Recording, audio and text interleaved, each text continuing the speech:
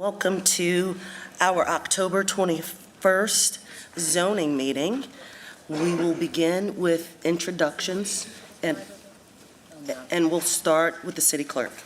Good evening, Stephanie Kelly, City Clerk. Good evening. Thank you for your patience. Tijuana Brown, District 3. Good evening. I'm Renee Johnson, and I'm honored to represent District 4. Good evening, Liz Babson, Assistant City Manager. Dante Anderson, Mayor Pro Tem, District 1. Malcolm Graham, District 2. Forgive us for our delay. I am LaWanna Mayfield, serving you on City Council at large. Victoria Watlington, at large. Terry Hagler-Gray, Senior Assistant City Attorney. We begin our meetings with an invocation as an expression and an inspiration, followed by the Pledge of Allegiance. The invocation by the council member is intended to underscore our proceedings, and we celebrate the religious diversity of the entire community, including those who do not have a religious faith. And this evening, Councilmember Graham will provide the invocation. Thank you, Madam Mayor Pro Tem. I'd like to read a quote from the late former president of Morehouse College, Dr. Benjamin Mays. "The tragedy of life doesn't lie in not reaching your goals. The tragedy lies in having no goals to reach for. It isn't a calamity to die with dreams unfulfilled, but it's a calamity not to dream. It is not a disgrace not to reach the stars, but it is a disgrace to have no stars to reach for. Not failure, but low aim is sin. We hope that the city of Charlotte will always raise aim high." Thank you. Thank you. And for those that can, please rise and join us in the Pledge of Allegiance.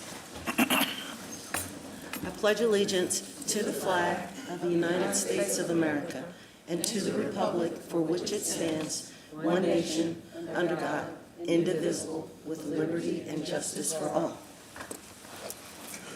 Okay, so we're going to start out the meeting with an explanation of our zoning process. And the process begins with applications submitted to our planning staff for review. The cases have two types on our agenda. There are decisions and there are hearings. Decisions on cases for which public hearings have already been previously held and there's no additional public comment.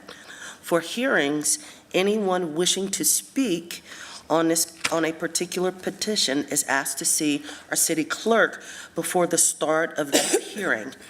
And then we also have the staff presentation, which comes with no time limit at all. The petitioner who's in favor of that petition will get 3 minutes combined to present, unless two things have occurred.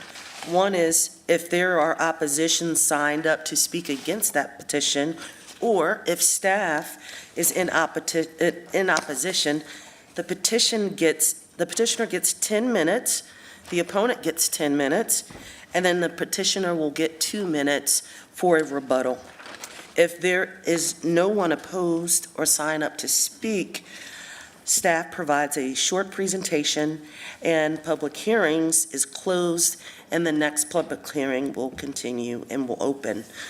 Petition goes to the Zoning Committee of Planning Commissions for review and recommendation. And at this moment, I'd like to recognize the chair, Mr. Blumenthal, so that he can introduce himself as well as his committee. Thank you, Madam Mayor Pro Tem. And thank you to the rest of council as well. My name is Andrew Blumenthal. It is my pleasure to serve as the chairman of the Zoning Committee of the Planning Commission.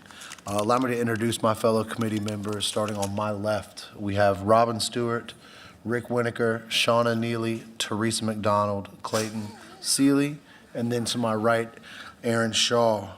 The Zoning Committee will next meet on Thursday, November 7th. That's a slight change due to Election Day on Tuesday the 5th at 5 p.m. At that meeting, the Zoning Committee will discuss and make recommendations on the petitions that have public hearings this evening. The public is welcome to attend that meeting. However, please note that it is not a continuation of any public hearings that are being held here tonight. Prior to that meeting, you are welcome to contact any of us directly to provide input. You can find our contact information and as well as information on each petition on the city's website at charlotteplanning.org. Thank you very much. Thank you, Mr. Chair. So we're going to start out with our deferrals and withdrawals. Thank you. We have 3 items for deferral this evening. Agenda item number 7, petition 2024-045 for Drakeford Communities, and they're requesting a deferral to November 18th, 2024. Item number 15, 2020-071, 3G Investments and Developments, LLC. They are also requesting a deferral to November 18th, 2024. And item number 16, 2022-224, SRL Central Avenue Properties, LLC, and they are requesting a deferral to November 18th, 2024. And that concludes the deferrals. Thank you. Is there a motion to defer item number 7, 15, and 16 as just discussed? Move to defer. Thank you. To our November 18th zoning meeting. I have a motion. Is there a second? There's a second. All in favor, raise hands. Any opposed? That is unanimous. We will move on to the decision portion of our meetings, and we'll start out with our consent agenda.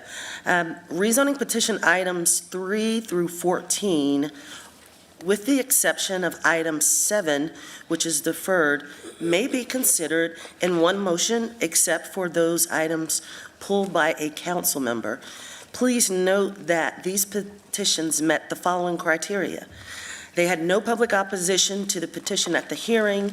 The zoning committee recommended approval, and there are no changes after zoning committee's recommendation.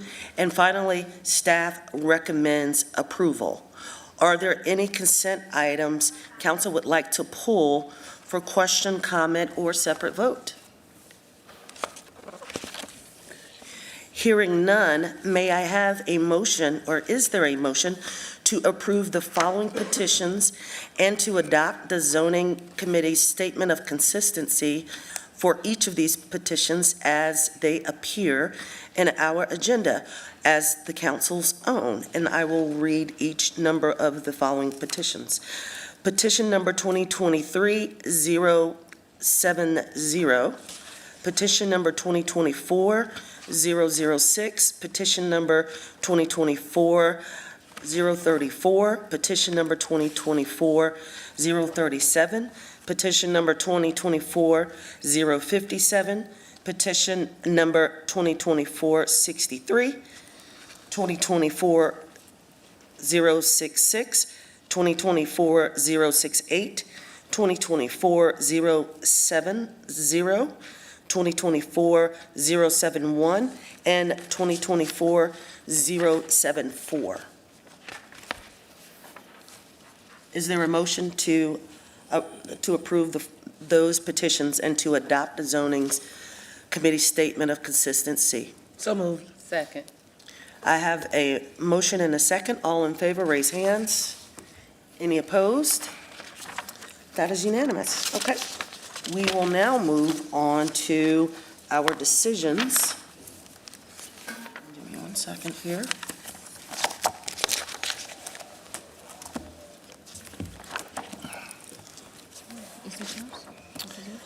We will move on to our decisions, and we will start with agenda item number 17, petition number 2023-065 by Central Avenue Multifamily, LLC. The location is approximately 2.839 acres, bound by the south side of Central Avenue, west side of Piedmont Street, north side of Sunnyside Ave, and east side of Independence I-277 ramp. In District 1, my district, the current zoning is N1D, NC, 06CD. The proposed zoning is CAC 1EX. The zoning committee voted 6-0 to recommend the approval of this petition, and staff recommends the approval of this petition as well. After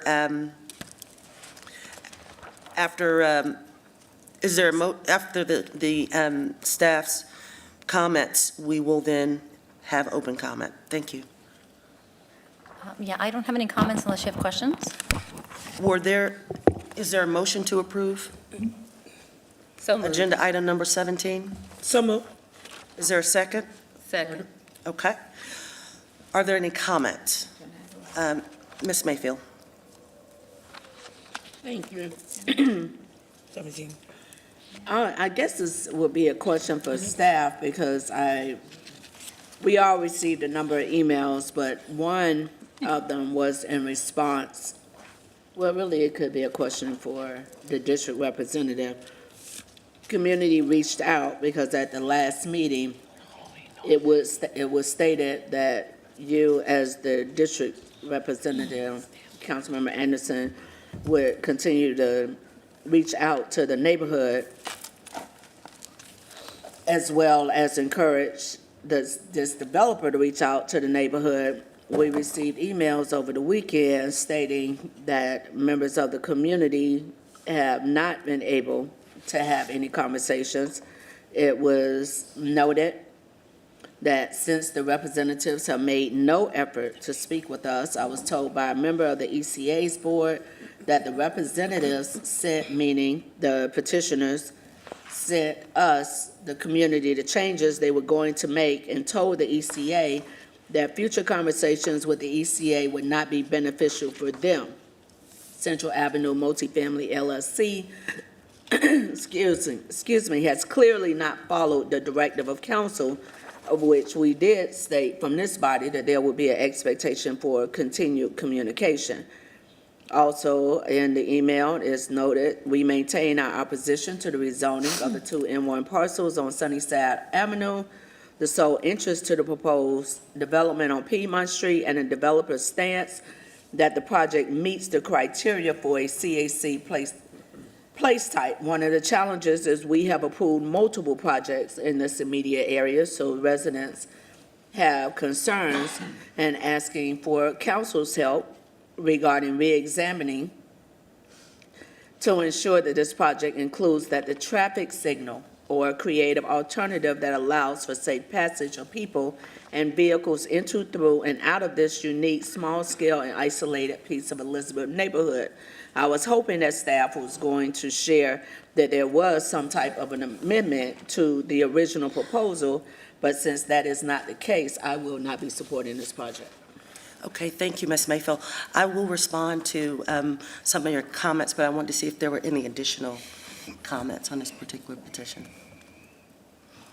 Okay, so this petition, you're correct, during the public hearing, not only myself, but other council members vocalized that there needed to be some additional touch points with the community around not only the traffic, but other particular aspects of this particular petition.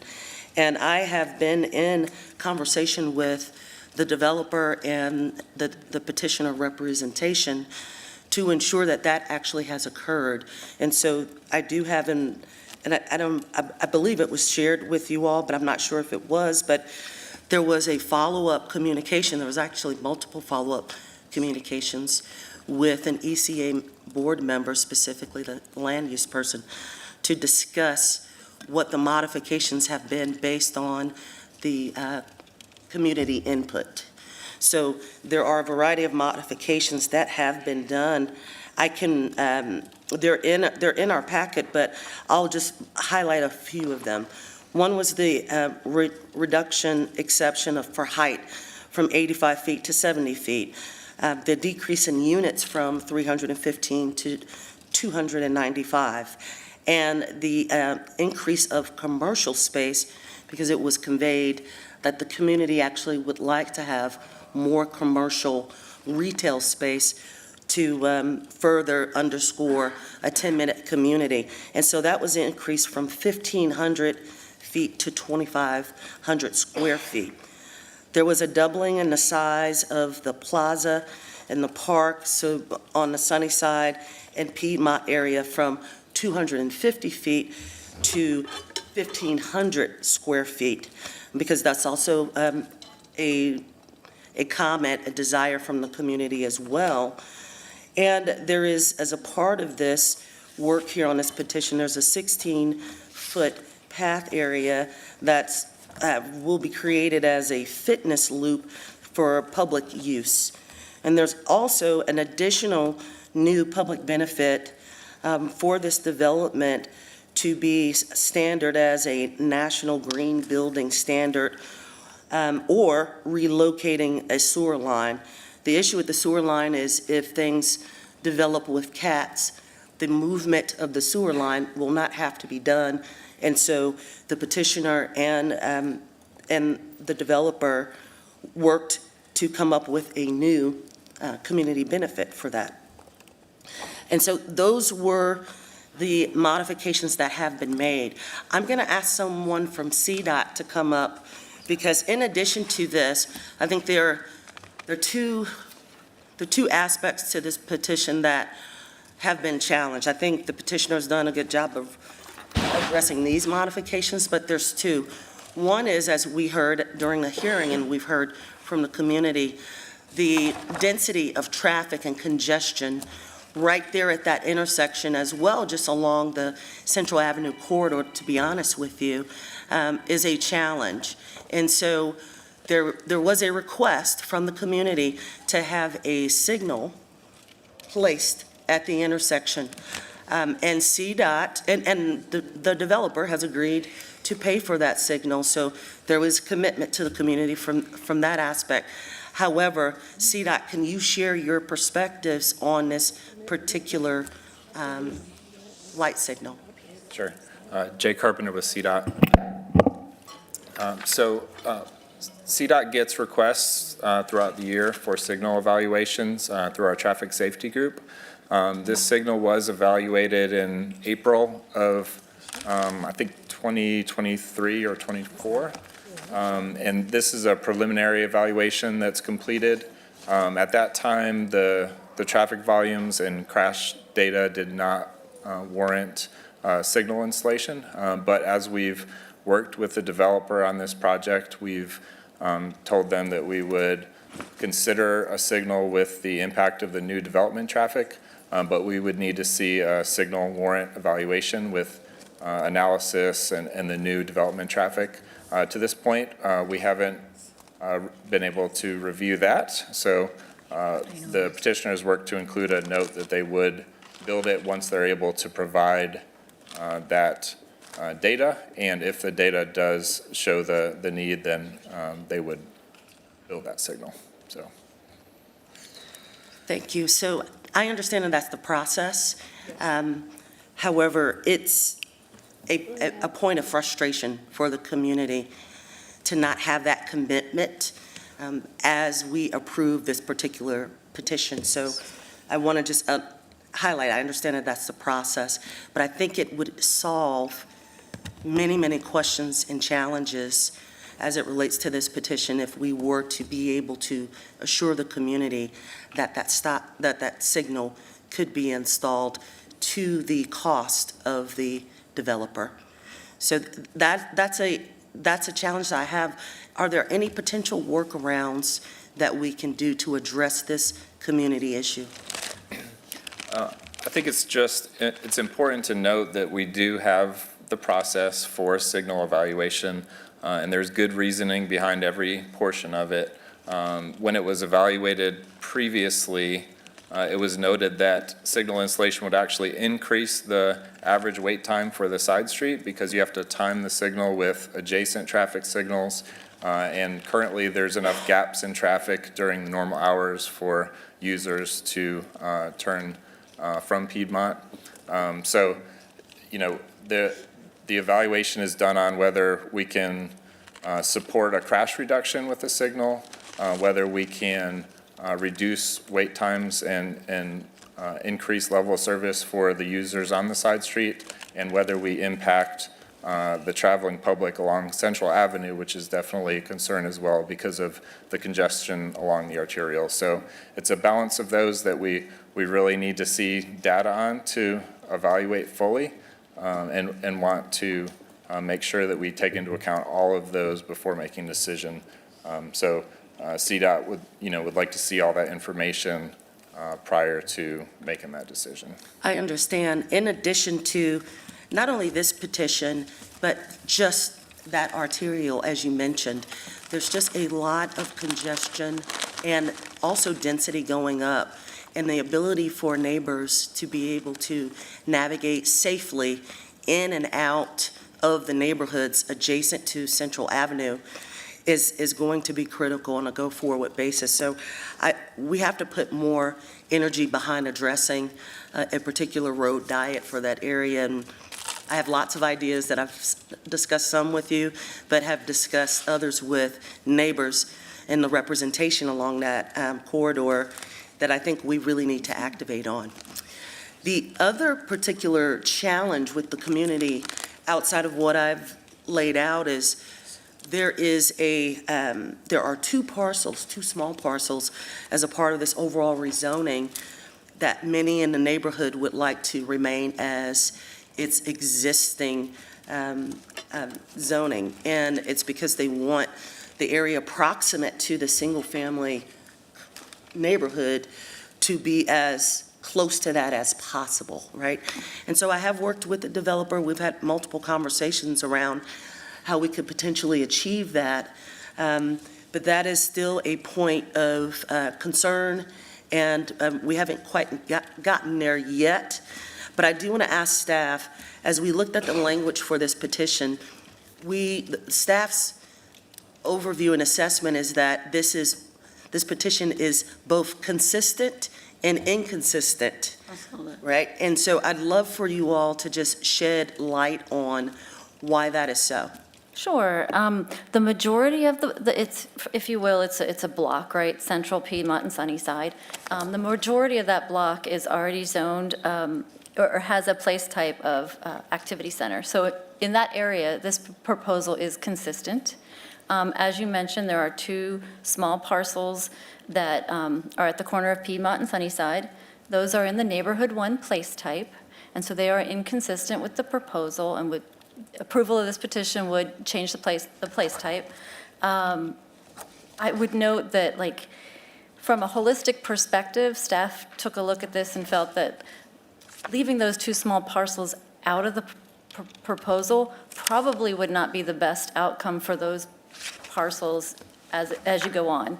Retaining single-family homes on those two parcels probably are not the best outcome. It's probably best to plan holistically for that block, and that's why we were supportive of that in that fashion, and allowing the rights-of-way to kind of be the boundary for any further intrusion as you go along. So that is why it's partially, and majority is consistent, but there is an element that is consistent with the place type.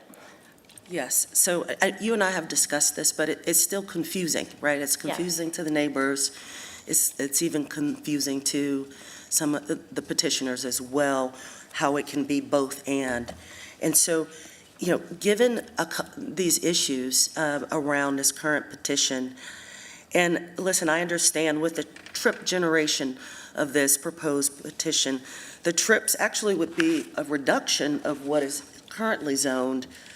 However, I don't believe that the number of trips that it's currently zoned to is really hitting that number on a daily basis or even a weekly basis. It's just simply zoned to that. But the activity doesn't meet that there. And so if it were, I think it would still be a challenge, a big challenge to the community. So I'm actually going to recommend that. I know the petitioner has communicated with the ECA and the neighborhood, but I'm going to recommend that we go back yet again and work with the community members on how we can address really the large issue is around the traffic light and ensuring that traffic doesn't back up into this single-family neighborhood because there's not a safe way to exit out of this corner. And so I would like to make a substitute motion that we defer this particular petition to our next zoning meeting in November to allow more time, yet another go at trying to address this issue. Second. I have a motion and a second to defer item number Get it right. 17. Item number 17, I flipped over in the middle of it. Item number 17, all in favor of a deferment? Oh, yes, ma'am, please. Thank you. Thank you, Mayor Pro Tem, and thank you for the deferral and listening to the residents and really trying to come up with a solution that's kind of a compromise for all. I do have a question because I've been talking about cumulative impact for a long time. And there was some talk about the UDO, or there being some proposed changes to begin to consider the cumulative impact, because that's what sounds like is being described here. While this petition may not meet the guidelines for that traffic study, or it's the cumulative impact of all of the development in the area, and that's happening along so many corridors. So I know we received a presentation about changes to consider cumulative impacts. If you don't have that tonight, I understand, or if there's no one that can speak to that, but that is something, Liz, if we can get an update soon, because that's important. And the district reps and all of us have to consider these impacts in our city. So we really need to move forward on making some changes to require more improvements to the areas in response to the growth. Thank you. Thank you, I'll be Ms. Johnson. supporting the substitute motion. Thank you. Any additional comment? Okay, we have a motion and a second. All in favor of the deferment, please raise hands. Any opposed? That is unanimous. Thank you.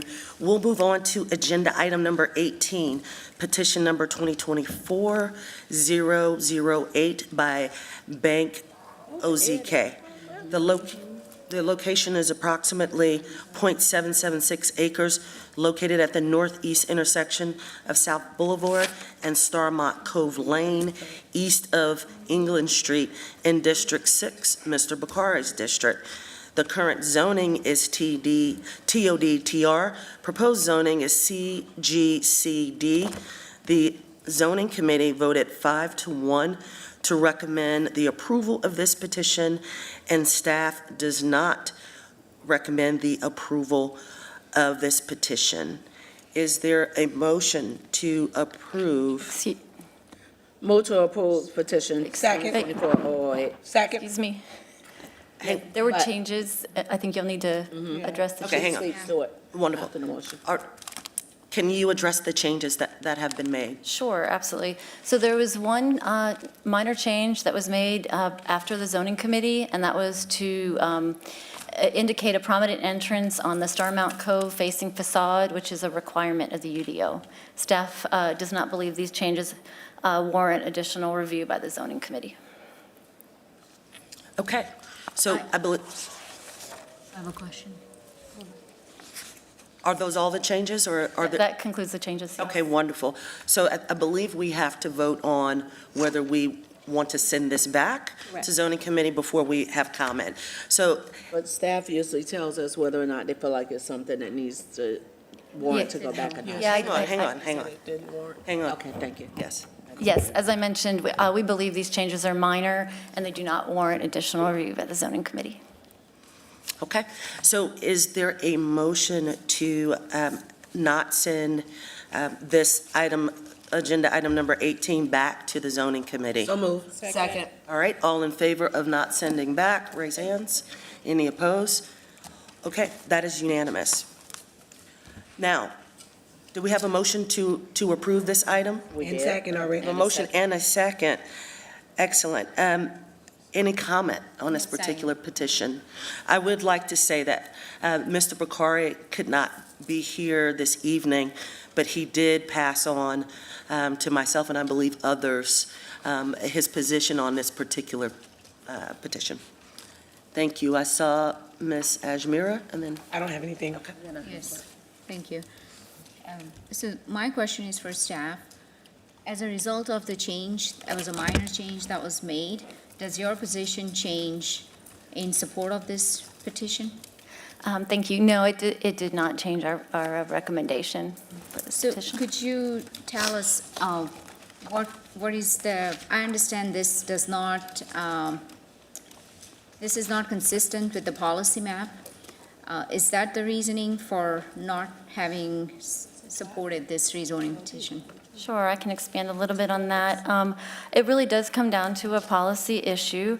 In 2019, the city undertook a rezoning of this entire area in reference to the transit infrastructure and investments that have made in the area, and we rezoned that all to TOD districts.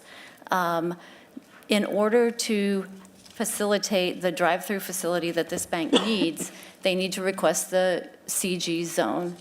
The CG zone is a more auto-centric. It is exactly what we rezoned this area away from in 2019. So from a policy perspective, we can't support that. We weren't supporting that zoning here for that reason.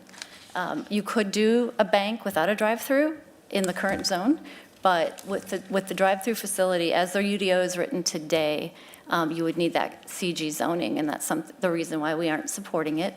I would note that there's been a lot of improvements, and the petitioner worked with us diligently to improve the layout of the proposal to get closer to UDO standards. But from a policy perspective, we can't support it today. Thank you. So I'll make a few remarks. So thank you for restating the policy conversation. Council adopted and approved 2040 plan, UDO, not too long ago. And now this is not consistent with our policy map. So I feel like all this community engagement was done, and now we are pretty much undoing it by adopting this rezoning petition. While I appreciate the work that's been done by the petitioner, Mr. Fox, for the work that you have done to get closer to our policy, but it's still not in alignment with our policy, and hence I can't support it since we just adopted our UDO not too long ago. And that's all I have. Thank you. Thank you, Ms. Ajmer. Ms. Brown. Ms. Johnson. Thank you. I know that there are times that we really want to support the staff's recommendations. I, for one, like to do that. That keeps us honest and consistent. However, for this one, this is a bank that's requesting a drive-through. So if we approved that in 2019, that was, even if you think about the COVID restrictions and how imperative drive-throughs became during what we've learned about drive-throughs. And for a bank, we have to think about the business, the operations. And I just think that, for me, this one makes sense as an exception because of that reason. So I will be supporting this. Thank you. Thank you, Ms. Johnson. Any additional comments? Mayor Pro Tem, I just want to make sure we're including the consistency statement in the motion. I'm not sure who made the motion, but let's make sure we include the consistency. And I'm looking for the consistency statement. So to be clear, we need to say, is there a motion to approve the petition and adopt the zoning committee's statement of consistency as it appears in our agenda? And so moved. we had a motion and then a That is second. the amendment to my motion. Thank you, Ms. Carroll. Yes. Okay, so we have the consistency statement, we have the motion and second. Before we take the vote, I just would like to pass on some comments from Mr. Bakari. He wanted to mention that the petitioner has done a really good job of working with the community and making adjustments on the site so that the flow in and out of the drive-through is not on the side of frontage of the TOD, but rather in the back. And he agreed with all of the changes that were made. So just wanted to pass on the message before we took the vote. Okay, we have a motion and second. All in favor, raise hands. Any opposed? Okay, that's one opposed. Thank you. We will move on to agenda item number 19, petition number 2024-046 by Lanier Carolinas LLC.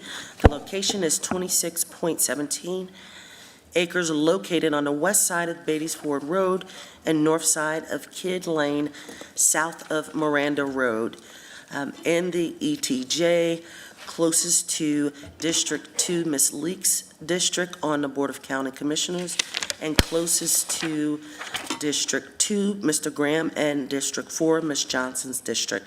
The current zoning is R8MFCD.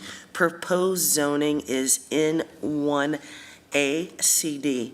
The zoning committee voted 6-0 to recommend approval of this petition, and staff recommends approval of this petition upon resolution of outstanding issues related to the environment and site and building design. Is there a motion to approve petition number 2024-046? If I could, there were also changes after. There are changes to this one? Yeah. Okay, wonderful. One. Can you please review the changes? Sure, let me just summarize, though. The following changes were made to the site plan after the zoning committee's recommendation. One, the streetscape along Kidd Lane has been extended to the property line. The proposed setbacks are shown along public and network-required streets.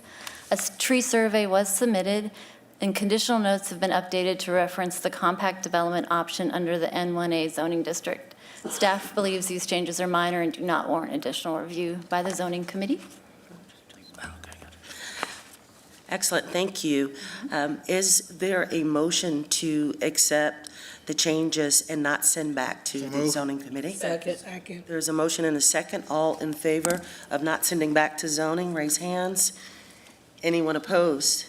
That is unanimous. So we'll go back to the motion to approve petition item number 2024-046 and adopt the zoning committee's statement of consistency as it appears in our agenda.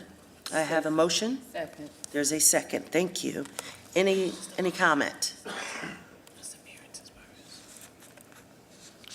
Hearing none, all in favor to approve petition item 2024-046, raise hands. All opposed? That is unanimous. Thank you. We'll move on to agenda item number 20, petition number 2024-055 by Tawana Phipps. The location is 2.897 acres located on the northwest intersection of Nations Ford Road and Forest Point Boulevard, east of 77 and District 3, Ms. Brown's district. The current zoning is OFC. Proposed zoning is IMU. The zoning committee voted 4-2 to recommend denial of this petition, and staff recommends the approval of this petition. Are there any modifications since the hearing? Fantastic. Is there a motion to approve? So moved. All right. Second. And adopt the staff's statement of consistency? I have a motion and a second. Any comment? I thought when you mentioned deferrals that you had mentioned number 20. No? Okay, it wasn't in. It wasn't on there. Okay. No, I don't believe This so. one wasn't deferred. No, ma'am. Not in the record? Okay, okay. Does anyone have a comment on? I do. Okay, Ms. Brown. All right, thank you so much, and thank you, Madam Mayor, for allowing me to comment. So you got one too? This is, I'm going to go with staff's recommendation on this. No harm intended to the zoning committee, but this is an extension for Samaritans first. And I'm just going to go with the staff recommendation. I don't have a whole lot of comment, but I did want to go on record, going with what the staff recommended. That's all I have. Okay, thank you. Ms. Mayfield, did you mention that you had a comment? Okay, any additional comments? Hearing none, all in favor of approving agenda item number 20, raise hands. Any opposed? That is unanimous. We'll move on to agenda item number 21, petition number 2024-056 by Vivo Investments LLC. The location is approximately 5.2 acres, located on the north side of Yorkmont Road, south of Billy Graham Parkway, west of South Tryon Street, and east of Lock Lane Drive in District 3, Ms. Brown's district.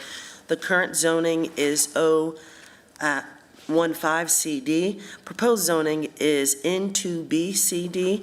The zoning committee voted 6-0 for approval, and the staff recommends approval.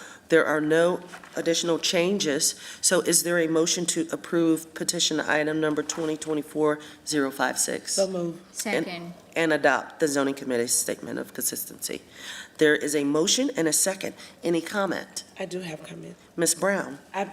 I spoke to, thank you so much, Madam Mayor. Spoke to the petitioner, and I also spoke to community, although it says 0 community meeting. We reached out to community leaders, and they were in support. So I just wanted to go on record with that as well.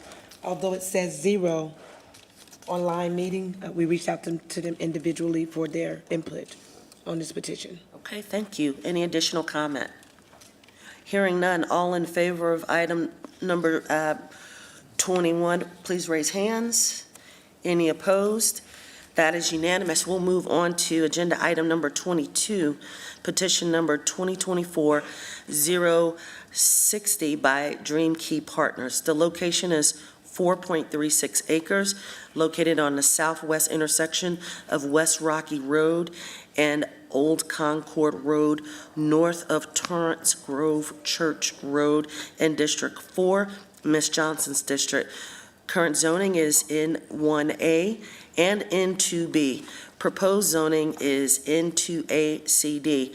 The zoning committee voted 6-0 to recommend approval. Staff recommends approval as well. No additional changes were made. Is there a motion to approve petition item number 2024-060 and adopt the zoning committee's statement of consistency? Motion to approve and adopt the zoning committee statement. Second.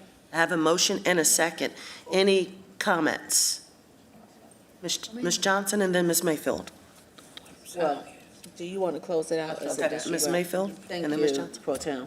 So, one, I am really excited about this project that's coming in this area, but I actually have a question for staff. So I believe about 6 years ago, a traffic study was done, a traffic light was approved right here at the corner of Rocky River Road where this development is going, but there has not been any movement. And this area has had a number of developments, and there's a multifamily development that's almost completed behind it. There's been a number of accidents. When is this traffic light going to actually be started on and/or installed for this corner? Let CDOT answer that. Thank you. So the developer, as far as we are aware, is moving forward with the traffic signal at that location. This was the larger development from this past year, I believe. So I don't have a time frame, but they are moving forward, and as part of the current rezoning, we have made some accommodations to make sure that all the turn lanes and everything can be accommodated for that signal to go in. So it's in the works, but have to follow up on a target date for you. Okay, when we say it's in the works, if my colleagues support this tonight and we move forward, are you saying that you're trying to coordinate between these two developments? Because that light, again, was approved some years ago. So I just want to make sure for safety-wise, as we move forward with creating this, that we have clear turn lanes as well as that light and a timeline on that window. So this development does not have any obligations to construct the light, but the approved development does have that traffic signal as a commitment. And so for them to move forward, they have to construct it, but we don't have a timeline for development, and they would just have to complete that prior to their COs being released. And so it's just something I would have to follow up on a timeline for that, because we don't control the developer's schedule, and we haven't had an indication from them on their target date. But there has been ongoing discussions, and that development, as far as CDOT is aware, is moving forward. Thank you. I'm going to ask for our representative from the attorney's office to make a note, please, for the attorney, that we do look at language that does have a timeline for traffic lights moving forward, because now we're going to have this development that is going to be started. So capturing this information to get to the manager will be very helpful so that we can have clarity, because I was not under the I guess I missed the memo that developers don't have a window in which they need to install a traffic light, especially when we have had a number of accidents. But I am excited for my colleague for this development, because this falls right in that window of our Faith and Housing Initiative, where our religious institution has redefined and joining others with utilizing land to address the needs we have in the community. Thank you, Pro Tem. Thank you, Ms. Mayfield. Ms. Johnson. Thank you, Mayor Pro Tem. Is the pastor in the building today? I don't see Pastor Matt. Okay. Well, I just want to congratulate this church, this faith-based organization. I'm excited and honored to support. As you spoke, we are transforming the faith-based initiatives, and this is just a really great opportunity. So I'm looking forward to supporting this project in the collaboration with the developers and the faith-based community. I hope to see a lot more of this, so I will be supporting. Thank you. Amen. Thank you, Ms. Johnson. We have a motion and a second. All in favor to approve agenda item number 22, please raise hands. Any opposed? That is unanimous. We'll move on to agenda item number 23, petition number 2024-062 by Otis Crowder. The location is 7.4 acres along the southwest side of Brookshire Boulevard and the northeast side of Fred D. Alexander Boulevard in District 2, Mr. Graham's district. The current zoning is ML2. Proposed zoning is IMU CD. The zoning committee voted 6-0 to recommend approval of this petition, and staff recommends approval as well.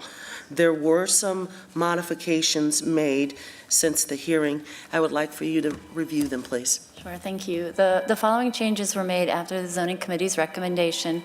One, they labeled and dimensioned the curb and gutter as measured from center line of Fred D. Alexander and Brookshire Boulevard on the site plan. Two, they updated a conditional note under general provision 8B to reference Article 20 of the UDO, and they showed heritage trees and trees that are within the right-of-way. Staff believes these changes are minor and do not warrant additional review by the zoning committee. Thank you. Is there a motion to not send back to the zoning committee? So move. Second. All in favor, raise hands. Any opposed? That is unanimous. Is there a motion to approve and adopt the zoning committee's statement of consistency for petition number 2024-062? So move. Second. I have a motion and a second. Any discussion? Ms. Mayfield? Thank you. And this question is really for staff to help me understand. This site plan amendment contains the following changes. Modifies transportation note, what is that, 8.3? To not require dedication of levee way, right-of-way until such time as development area C is constructed and a connection through levee way is made, if ever. This shall override. Excuse me. My apologies, I jumped right on down to 24. I believe you But thank skipped you. one. Now I Yeah. know what we're going to talk did. about for the next one. Yeah, we're gonna come there. My apologies. I was like, I jumped straight to 24. That's okay. Any comment on number 23, Ms. Nope. Mayfield? Any other comment on 23? No. Hearing none, all in favor to adopt and approve, raise hands. Any opposed? Okay, we'll move on to Go ahead. agenda item number 24, petition number 2024-078 by Tri Point Homes Holding, Inc. The location is .46 acres along the northwest side of Levy Way, north of Monroe Road, and west of Commonwealth Ave in District 5, Ms. Molina's district. The current zoning is UR2CD. Proposed zoning is UR2CD SPA. The zoning committee voted 6-0 to recommend, and staff recommends this petition as well. Is there a motion to approve and adopt petition item number 2024? And is there a second? Second. I should also explicitly state and adopt the zoning committee's a statement of consistency. There is a motion and a second. Any comment? Ms. Molina?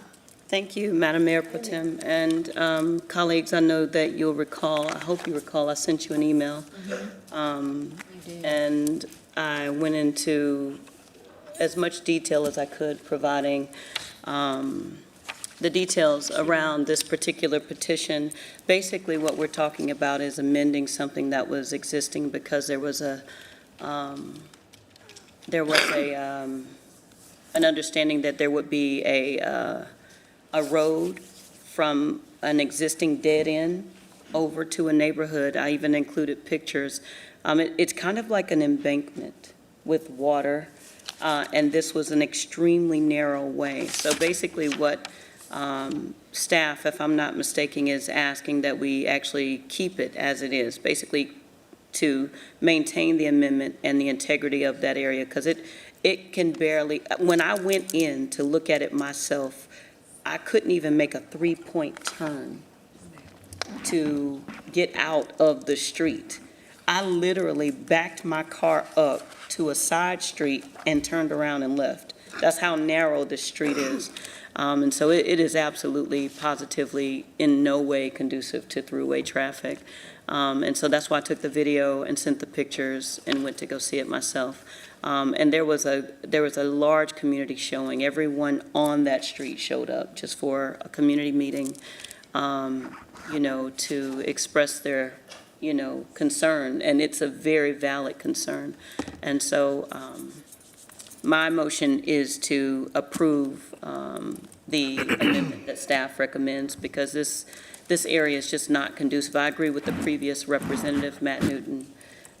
It is just absolutely not conducive for throughway traffic in any way. I mean, you'd have to widen that street substantially. There are already residential houses there, and there's nowhere to widen it. Like, there's nowhere to even take it to where it could support throughway traffic. So I agree with staff. I agree with the zoning committee. I agree with the community.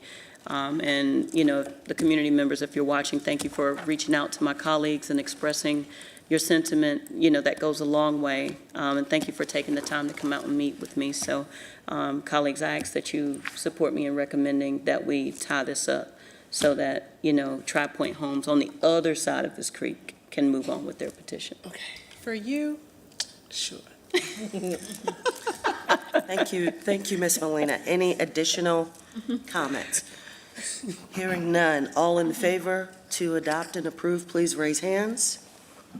Any opposed? That is unanimous. Thank you. That completes our portion of decisions for the evening, and we will move on to our hearings. And the first hearing is agenda item number 25, petition number 2024-082 by the City of Charlotte. The location is approximately 7.05 acres located along the northwest side of South Tryon Street, east of West Tyvola Road, and south of Billy Graham Parkway in District 3, Ms. Brown's district. The current zoning is N1B. Proposed zoning is CGCD. Staff recommends the approval of this petition upon resolution of outstanding issues related to land use and site and building design. And after staff's presentation, we do have someone who has signed to speak in opposition. So after staff's presentation, Francis McVeigh, are you still here? Okay, you can make your way down. You will have 10 minutes to speak in opposition. Councilmember Anderson, before we start with staff, I want to note for the record with the city clerk that I'm getting ready to head out. So even though we're going into the hearings, I want the note to reflect, because I just have a family-related text message, so I'm leaving, but I wanted that to be noted in the records. Absolutely, no problem. Thank you, Ms. Mayfield, and be well. Best of luck. You have 10 minutes. Okay, staff, would you proceed with your presentation? Thank you. This petition is just over 7 acres located on the northwest side of South Tryon Street, east of West Tyvola Road and south of Billy Graham Parkway. The site is vacant and is situated between the Jeff Adams Tennis Center, Renaissance Park, and the York Memorial Cemetery.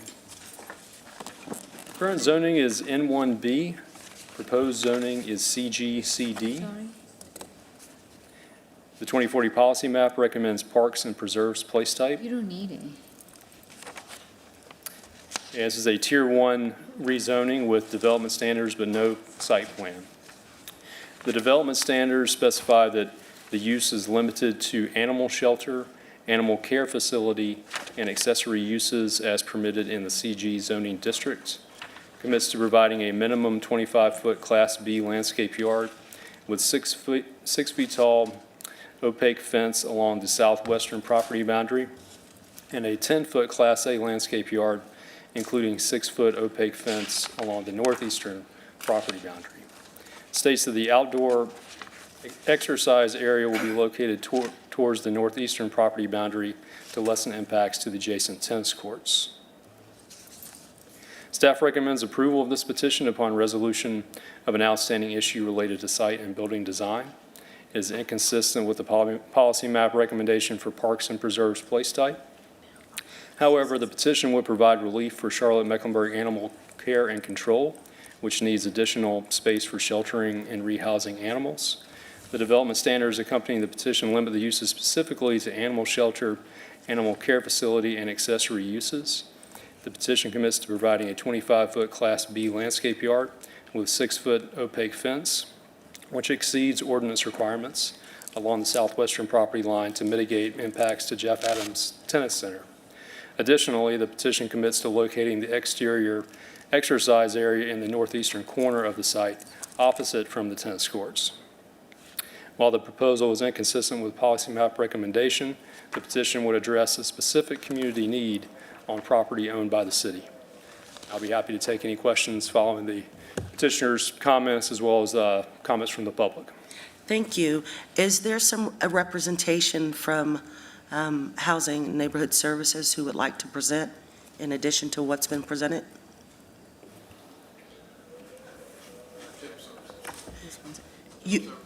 You have the opportunity to present in addition if you'd like to speak to it. You will have 10 minutes to present. Okay? Thank you. Thank you. With that, then we'll turn it over to Ms. McVeigh, and you also have 10 minutes as well. Thank you, Counselor. My name is Francis McCree, and I'm a native of Charlotte. My whole family was raised here. And my question, I have two. First of all, what kind of effect is this going to have on our value to our homes in this area? Is it going to bring our property value down? Second of all, that area back in 72 used to be the city dump. They had classified that area at one time as being only useful for something like a golf course because of the methane gases that's down in that ground that's been there that they started putting in the 20s over there, making it a dump.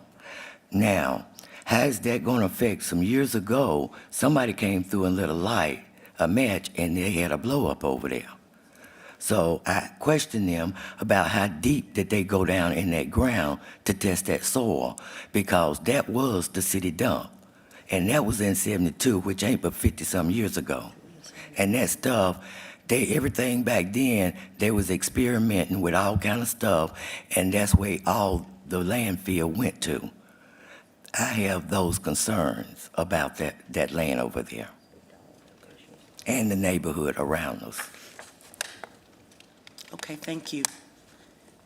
You have more time if you had any additional points. That's all I have to say because, and do y'all realize that we are sitting on an earthquake fault? Charlotte sits on an earthquake fault. We have not had earthquakes until 2004 when everybody started doing this development. I think y'all need to consider the land that it was laid out years ago before y'all accept all these people coming in doing stuff just because it's land sitting there. It's a lot of things Charlotte has, and there's a lot of swamps and quicksand, which most people don't know about quicksand, but there is quicksand around in the Charlotte area. So I think y'all need to research the land area of the history of Charlotte before y'all commit to going here and just letting all these people come in and dig where they want to, because we did not have earthquakes like we've been having since 2004. We never did have them like that, and the storms and stuff. So I feel like it's got a problem with y'all messing with the land of the earthquake fault that we sitting on. And my husband used to work for a gasoline truck, and he had a hazmatic license. So that's how I know about the gases down in that ground, that you can't just dig up certain amount, because when they would have a spill or something, they had to work quick to get that gasoline out of that ground, and they had to go so many feet down, deep into that ground, to make sure that they got all of it. But methane gas is different from petroleum gas, so it goes further down, and it's trapped down over in there because it has no way out. They buried all that stuff. So I would like for the city councils, for y'all to start considering checking out the history of those areas where people want to build stuff, to make sure it's safe for them to build, because our ancestors was doing stuff that they used that land for stuff like that, and most people don't even know about it. So that's my concern, and the neighbors around the area. Thank you, Ms. McCray. We will have someone, we're taking notes, and we'll have someone follow up to address your concerns that you've highlighted from Neighborhood and Housing Services. Yes. Are there any comments? Yes, I do. Ms. Ajmira? So, thank you. Staff, you have rebuttal time. Do you want to provide a response to Ms. McCree's concerns, or do you want me to ask you questions specifically? Ms. Ajmira, he's not the person to address it. He's ready to come This is forward. Bruce Miller with the City of Charlotte General Services, Right, so, or is it Okay. the CMPD specifically? General Services, yeah. followed after his rebuttal, I have some specific questions, but I'm hoping your rebuttal will address my concerns. Hopefully Go so. ahead. Yes. So hang on. Okay. People at the meeting, I was there. I'm next, when she finishes. Yes. So do you feel comfortable to be in a position for rebuttal? Because you didn't participate in I the just 10-minute. Yes, ma'am, I'm fine. Okay, so you will have 2 minutes to present a rebuttal, and then we'll go into the questions. addressing specific questions. So you have 2 minutes now. Okay, thank you. Just want to say that we do an environmental site assessment on the properties before we actually look at the possible property to develop on. And we did an environmental phase 1 site assessment on the property to see was there any type of contaminants on the property. We do realize that there was a junkyard on the property, and there was a service station back in from 1950s to 1980s. And so we did that assessment, and because there was a past service station on that particular property, we did an environmental phase 2 to make sure that there was no contaminants or petroleum or things like that on the property. So we did that study as well, and we did not come up with any potential chemicals that would be harmful or that would be detrimental to the development of this property. And there has been some methane gas leaks within the Renaissance Park area, but this particular property didn't have any evidence of methane gas leakage on this particular parcel of land. Thank Okay. you. You have 55 seconds left if you'd like to add anything else. I'm good, Well, thank you. Okay, great. Thank you. I appreciate you being brief and straight to the point. I appreciate you addressing Ms. McCree's concerns.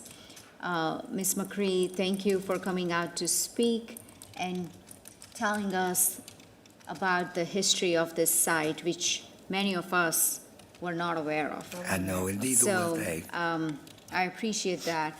And based on staff's response, I feel comfortable that they have done environmental phase study, and they have done 2 of them, and they've found no methane gas. There is no evidence of it.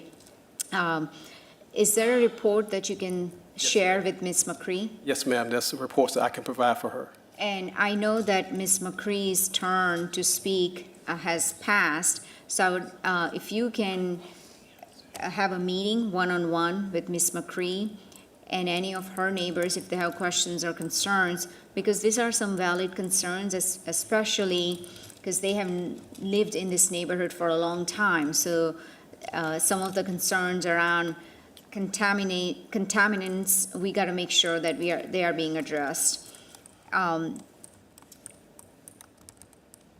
So I know that your district representative will follow up with you, and I look forward to getting an update. And if you could share both of those reports that were produced on this site, that will give us an insight into the process. Yes, ma'am. I also attended a community meeting, also with the community in the area on this past Thursday, and that opportunity to meet the community and express to them the status, talk to them about the status of the project, and basically gave them information concerning where we are and what we were doing concerning the project. At that time, I did convey that we had done environmental studies, but I will make sure that Ms. McVeigh gets the information that you have requested.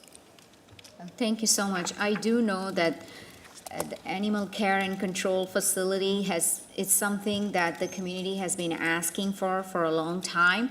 We have heard at almost every public hearing someone advocating for that. So it's good to see some progress on that, and I know district representative has also championed that as part of her advocacy. So I look forward to seeing this come to fruition. Thank you. Thank you. Thank you, Ms. Johnson, and then Ms. Brown. Thank you. I wanted to thank the resident for coming out as well. That's great information. Thank you for providing that, Ms. McVeigh. I've noticed in the report that there may be a report from the county. It says, see advisory comments at www.rezoning.org. And so Liz is going to look that up for me because it's not included in our book. But I think that would be something, and I can look that up, but if the public wants to make sure that they look at this information, because looks like we have a report from the Land Use and the Environmental Services Agency from the county. So I'm interested in looking at that as well. When we have these type of issues that are out front like this might be an opportunity to make sure that we send Ms. McVeigh a copy of this report as well from the county. I'm not sure what it says because it's not in the book, but we're looking this up now. But I think that's important when we learn about the history of a site like this. So, thank you. Sure. And we have a memo from Land Use and Environmental Services Agency for each rezoning petition. Right. Thank you. Thank you, Ms. Brown.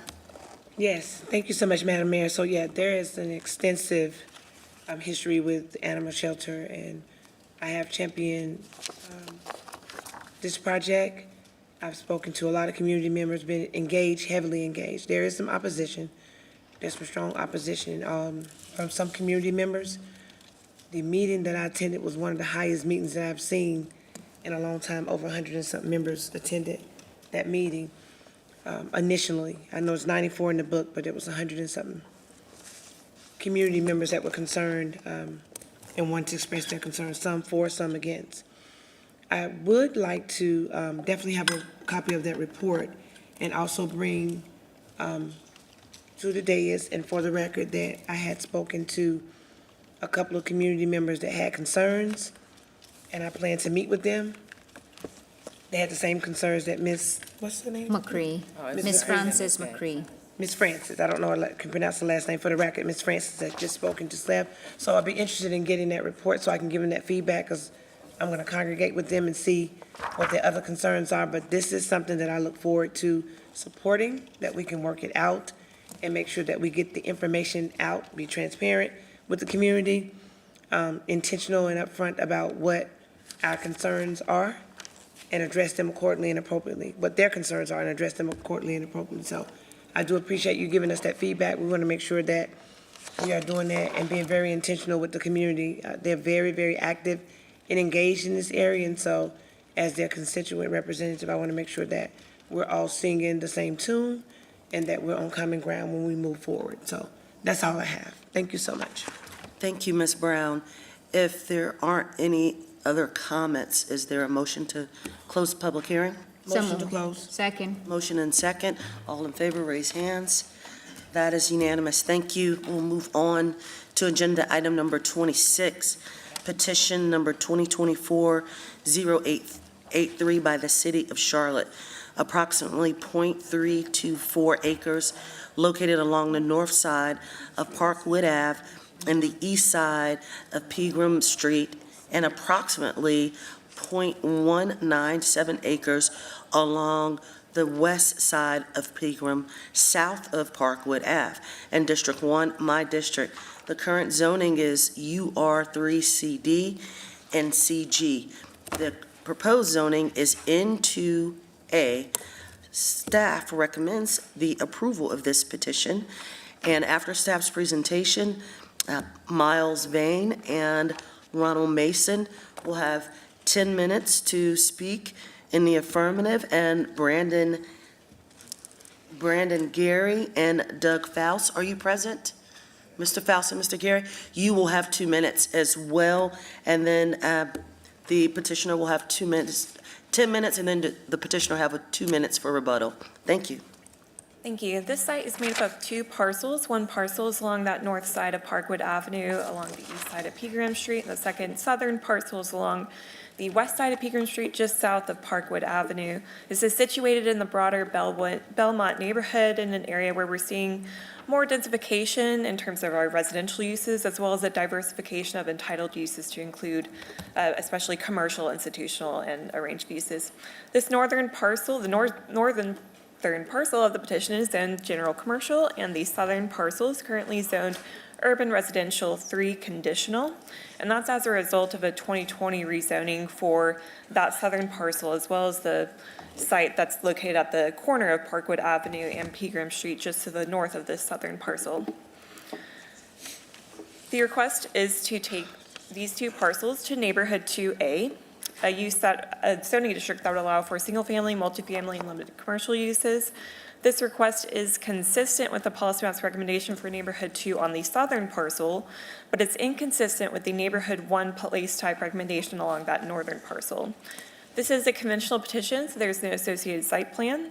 The petition is partially inconsistent with the 2040 policy map, and although that map recommends neighborhood 1 for the parcel along the north side of Parkwood Avenue, that place type designation does not align with the existing general commercial zoning on the property, nor the surrounding zoning, much of which would permit multifamily or commercial uses. The abutting properties to this lot are developed with a church, convenience store, and single-family homes. And this parcel along the north side of Parkwood Avenue is a corner lot adjacent to CG and N2B zoning, which would be an appropriate site for the application of a more moderately intense residential zoning district, and the subsequent neighborhood 2 place type change that would occur on this northern parcel. Both parcels in this petition would be well served by transit options, as they are both located directly along a bus route with a bus stop within 200 feet of each site. It's also just a little over a half-mile walk away from the Parkwood Avenue station along the Blue Line, and also a half-mile away in either of the east and west directions of an activity center, which would include goods and services for these neighboring residences.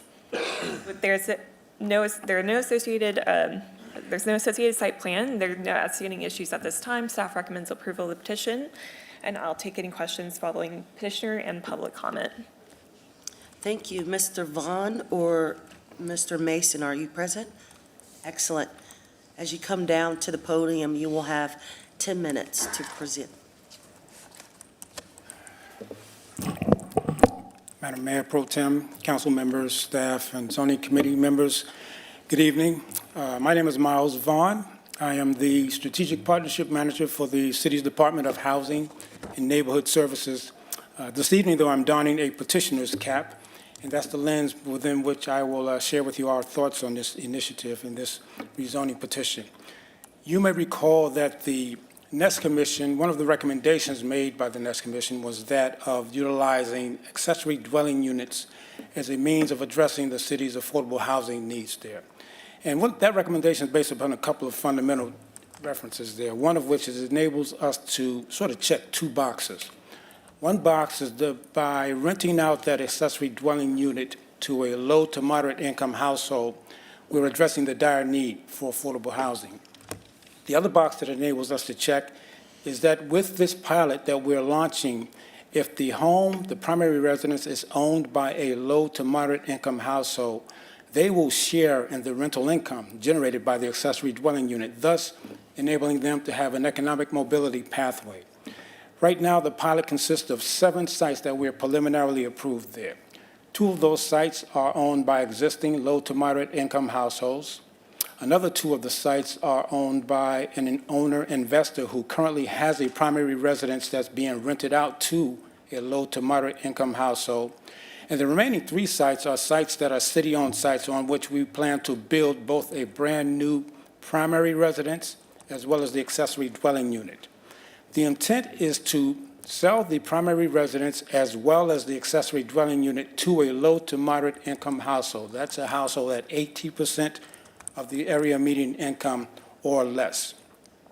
We've identified sites that are city-owned sites there because we feel that that's in alignment with the Enterprise Foundation recommending that the city utilize our own assets, in this case, our city-owned property, to help address the need for affordable housing. As a result of that, city staff has worked closely with the current homeowners that are on the homeowner site, the owner investors, as well as reaching out to the community to make them aware of our intentions for the construction of a primary residence as well as an accessory dwelling unit for the city-owned sites. We've taken a look at several studies and several models that have been utilized across the country whereby accessory dwelling units are used in a similar fashion. And what we've done is take another step further with regard to not just providing the appropriate assistance and zoning the site, as well as making sure that the resources are available to the households that intend to utilize an accessory dwelling unit. But we've also worked closely with others with regard to leveraging this particular model so that we can glean from it best practices that can be utilized in rolling out a full-blown accessory dwelling unit program. So as a result of that, as I said, I'm donning a petitioner's hat, and staff at Housing and Neighborhood Services is in full recommendation in support of our colleagues in the Planning Department for approval of this petition. Thank you, sir. If you'll hang out a little bit, you'll have 2 minutes for rebuttal. Mr. Gary and Mr. Faust, would... I can go first. No, you have to come down to the podium, please. And once you come down to the podium, then you'll have 10 minutes. And you all have 10 minutes in aggregate, so if you both would like to speak, you should both come down and share those 10 minutes. Thank you. The podium right there is fine. Is there a plug for laptop here? Or, no. Okay. No. All right, well, it's fine. I gave you literature, and I can just kind of speak to that. Okay. They should be able to bring this up.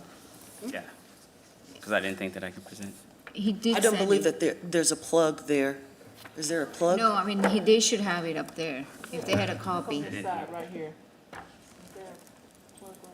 No. Are you going to email it to somebody? I want to share my screen, yeah.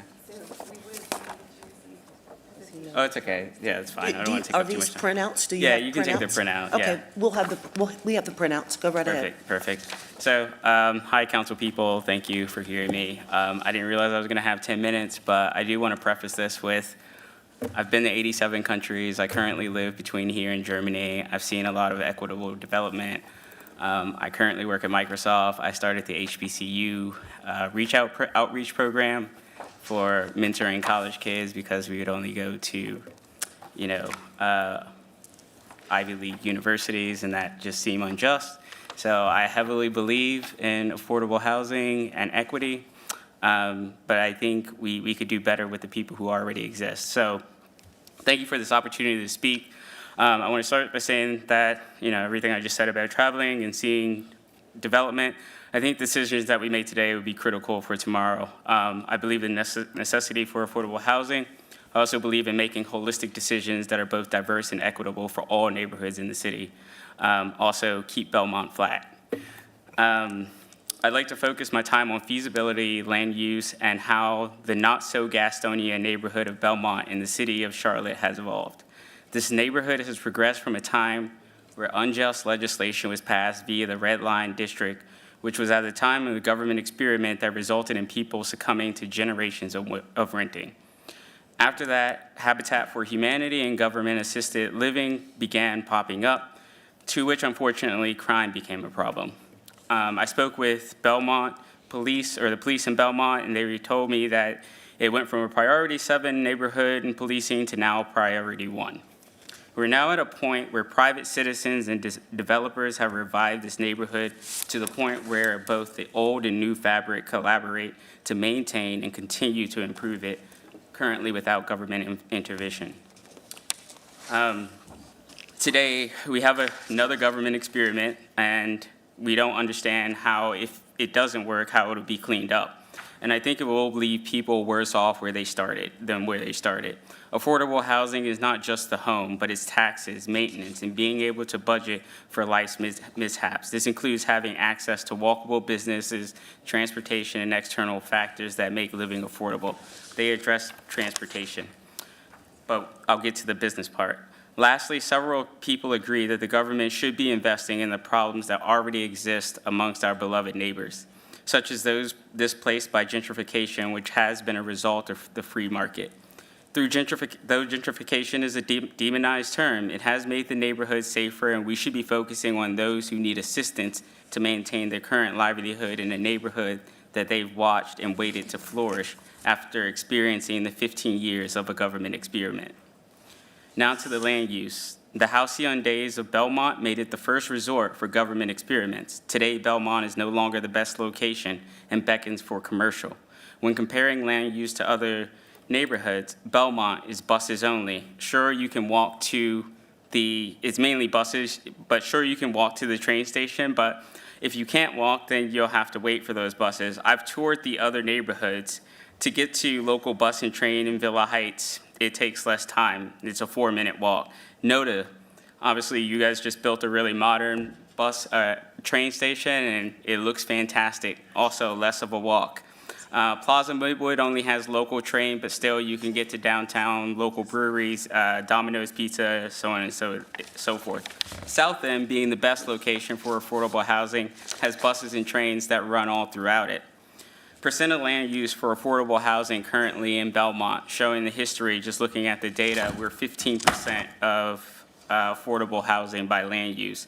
Villa Heights is 0.83%. NOTA is 2.3%. Plaza Midwood is 1.3%.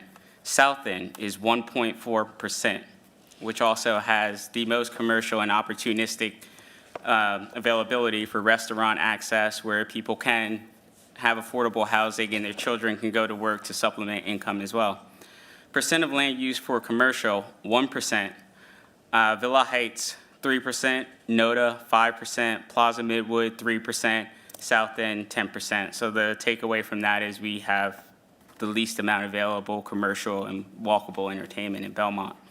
The result is that Belmont is not so walkable neighborhood for things such as groceries, retail, and restaurants where people can work, shop, and run errands. But it also has limited access to transportation as well as very high property taxes. For every neighborhood, and again, I walked through it, and I can send you the detailed presentation to your emails if you like them, with the outlines. For the neighborhood that's erected the most homes, it's been Belmont. Every home that's been sold at a high value in South End has been a home that's already been existed or rejuvenated, but it is not a modern home. And so for all the reasons above, that makes our location the least ideal, and it shows strongly that Belmont needs more commercial, which this would take away from, because we're going from UR3 CD to N2A. Lastly, I'd like to say this is also currently the most expensive land in the local district. It's kind of like Boulder, Colorado. Boulder, Colorado can no longer expand. They're locked in by Superior and the mountains. So when you do that, if the next tax season comes around, you're looking at these people paying anywhere from $900,000 to $1.2 million in taxes. If they can't afford it, then we have to subsidize that tax payment as well. So it's not necessarily a one-time thing. You have 4 minutes left in case this other gentleman wants to. Thank you. And so that should be used efficiently to support the current inhabitants of the neighborhood, our elderly, and subsidize their tax payments, and so on and so forth. Thank you. Good evening. Good evening. Good evening. I appreciate the opportunity. State your name for the record, sir. I'm sorry? Please state your name. Hey, my name's Doug Faust. Thank you, Doug. Appreciate the opportunity to speak to you. I'm from Charlotte my whole life. We've owned a home in the Belmont neighborhood for over 10 years. So first of all, I'd like to acknowledge that I agree with his point of view and the things that I've read through what he gave you. And it's researched, and it's a strong argument for questioning whether our neighborhood is a good fit for the high-density, low-income, affordable housing proposal on these small properties right here. Sure, Charlotte needs affordable housing, absolutely. But having too much located all in a similar area creates negative issues. Higher crime rate, behavior issues increase, and we're already seeing this in our neighborhood now. The reason being is that the Belmont neighborhood already has one of the highest percentages of income housing in the city. There was a shooting one week and then a murder the next week, just about a month ago within eyesight of these two properties. In fact, just before Umstead, right over there. There's a better use for these properties for the city of Charlotte. We don't need to be taking away commercial property and turning it into residences. We need more business in our neighborhood, and taking a commercial property away is not the best use. On top of this, I want to mention that the Pegram Street property, to build the ADU in the back that they're proposing, you would have to destroy a 150-year-old heritage oak tree, the oldest oak tree in our neighborhood. I do not feel that felling such a beautiful tree is acceptable to test a pilot program such as this, killing a tree that's been here longer than all of us to test a program. I don't think that's the best use for that property. In closing, I love our neighborhood of Belmont and would love to see our neighborhood thrive. I do not view this petition as in line with that hope. Therefore, I am not for this rezoning request and ask that you review my neighbor's ideas for better use of this land. Thank you very much for hearing. Thank you as well. You have a minute and 25 seconds left if you want to speak. A few days ago, we came across a kid who was homeless because of, the increased prices, and it was in the Siegel apartment. And, as a neighborhood, our heart pours out for people who are being impacted by these issues. And so when you look at the delta and what it costs, $381,000 to get in, but in labor and materials, you're talking about $750,000. We would prefer that $400,000 to go to someone who's seen this neighborhood flourish and help them stay in it. Because, it's heartbreaking. You couldn't imagine if you invested in this neighborhood and went through all of the trials and tribulations, made it to this point, where it's, I guess, private development, I know as much as they're hated, but it's gotten to this point because of that investment, because of us cleaning up, because of the neighborhood actually saying we want this diverse. And I would like you to look at this page 2 and really take that to heart, because it is a very diverse community of modern and, rejuvenated homes. So, thank you. Thank you. Thank you. You have 2 minutes for rebuttal. Thank you. Well, first and foremost, staff would like to really wholeheartedly embrace and acknowledge the passion that the community has expressed with regard to the proposed rezoning of these parcels there. We met with them. We had a community meeting. In fact, we had 2 community meetings when we were only required to do 1 actually there. And we really took to heart their comments and recommendations. One of which was that they wanted to make sure that whatever we built on these sites was within the character of the community. And if you drive through that community, you notice that most of the homes have a craftsman-style development there, features. We went to the builder and made sure that the builder amended the plan so that the proposed primary residence as well as the accessory dwelling unit will have those characters, so much so that when you see them, you will think that they blend right into the community and were built along with the other products that are there. So that's one thing we took to heart there. The other was regard to the concern about whether or not the households that will live in these households, and these are for sale, so they'll be sold to low to moderate income households, whether or not they would be able to withstand some of the challenges that is felt within a gentrifying area there, increasing property taxes, increasing home values as well. To which we emphasize the fact that everyone that purchases a home that's financed by the city, utilizing city-owned funds, particularly the House Charlotte Down Payment Assistance Program, has to undergo a pretty rigorous home ownership counseling initiative, home ownership counseling training as well there. So we just want to let you know that we're going to prepare them for those challenges of home ownership. Okay, thank you. Thank you. Do we have any comments? I had Ms. Johnson first, and then Ms. Ajmer. Okay. Thank you for the presentation, Miles. Thank you. And thank you, Mr. Gary and Mr. Faust, for your comments. I have a question about the ADU pilot. So this was presented in the Housing Committee, and I think it's a great idea, but I had a question about the breakdown, about how many were homeowners versus developers, and where those locations are. I think he brings up a great point when you talk about this area having changed so much. There are original owners that have weathered the storm and were there before the redevelopment or gentrification, if you will. So I'd like to see, and I don't know if you have the information, how many units, how many developments? Is it 7? There are 7 sites. Okay. Actually on that site at this time. 2 are sites that have an existing structure, but it's owned by an investor, and they are renting that unit out to a low to moderate income household. And the remaining 3 sites are city-owned sites. Now, each one of those 3 city-owned sites, there will be built an accessory dwelling unit as well as a primary residence.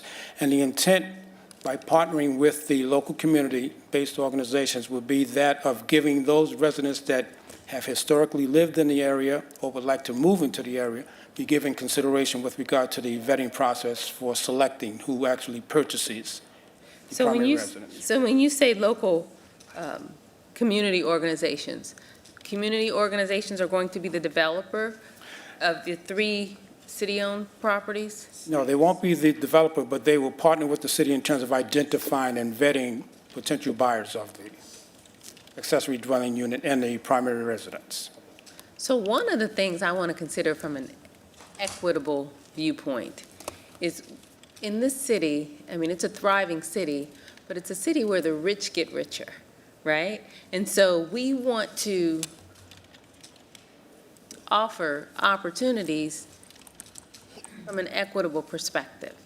So I appreciate that there are 2 homeowners that are going to have this opportunity, but who's getting the city-owned sites? Who's getting that city-owned land? And I've asked this question before because we've done this before. So who has access to the city-owned site? So I'd really like to see a breakdown of the sites versus who the developers are on that site. I think we should look at that from an equitable perspective and really look at the opportunities that are being given across the board. We can get that information to you, but note that the 3 city-owned sites will be sold to a low to moderate income household. They will not be sold to a developer. They will not be sold to a higher income household as well. And that's great from a purchase. But what happens when we look at upward mobility, what about these developers? There's an opportunity for, a small developer also to get that opportunity. So I like the piece of the pie for the homeowner, but there's also an opportunity for a piece of that pie at the developer level. So that's when we talk about MWSBE and all those opportunities, who are we offering this development to? City-owned land, that's very desirable land. So I'd like to see that, okay? Point well taken. Yes, ma'am. Does that address some of your concern, Mr. Gary? I think you brought up a good point about generating wealth. We've had several people leave the area. One home that sold for $800,000 2.5 years ago just sold for 1.24. Unbelievable. And so when you tell me that there is going to be this tax control, I think there are some things that are not controllable. In terms of that, there's just external factors that you have no control over. I do have a few questions. So this falls under FHA, correct? Hang on. Sorry. Hang on. So you're not meant to ask questions sorry. to him. Okay. And you guys can certainly connect afterwards. It sounds like you've already been in conversation, but this is just the opportunity just for okay. council members to get the information. Yeah. So, So then Mayor just Pro to Tem? address your point, hold on one second. And I Yes. also want to remind the council that this is a conventional petition, and so you have to be very careful about getting into details about exactly how the site will be developed. Absolutely. Okay, I appreciate that, but I'm asking from as far as the pilot, the information about the pilot. Thank you for that. Okay. Okay, you're asking me about the pilot, is that what No, I was you're asking him about the Just the pilot. I was south. asking you if that was part of your concern, the building the wealth and just equity and all of that. But what I would suggest, and you can finish answering my question if you like, but I'd also suggest if you send an email to council or to to Miles, I'm sorry, I can't think of your last name right now. Vaughn, okay, to Mr. Vaughn and copy city council as well to make sure you get all of those questions answered. Yeah, and I mean, honestly, I think it's best that I just even schedule an email to sit down because I can talk more. To answer your question, no, it doesn't. I think right now we are why I say keep Belmont flat is because we are in an oasis in the city. And so we have the opportunity, you actually have another petition for Belmont and Allen, I think, on proposal. That is our city center. And what I think is this is the most diverse and equitable and inclusive situation that America could ever see. You literally have people who've come from all walks of life, and obviously they are successful. And we've welcomed the current low-income and affordable housing that already exists. If we have a city center, we can come together, and it's an opportunity for minorities who've never had access to this level of wealth, and these people are kind to start learning how to gain mentors. They're in their neighborhood. I have a nephew. He's learned how to trade in college, and I tell him all the time, college is the best time to build your network.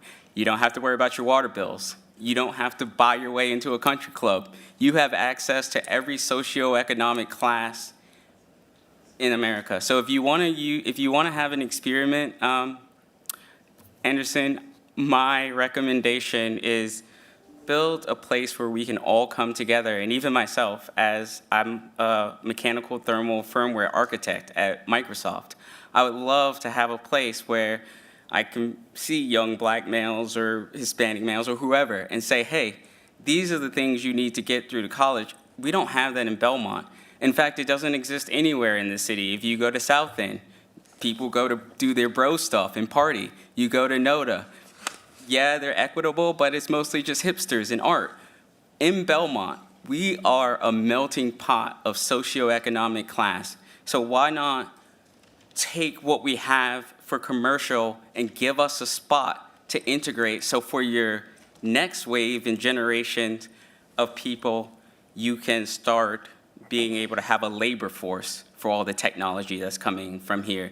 And they don't have to come from New Jersey. They don't have to come from New York or LA, so on and so forth. You can have them born and bred in Charlotte. And that's what I want to focus on in terms of commercial opportunity, because we already have affordable housing.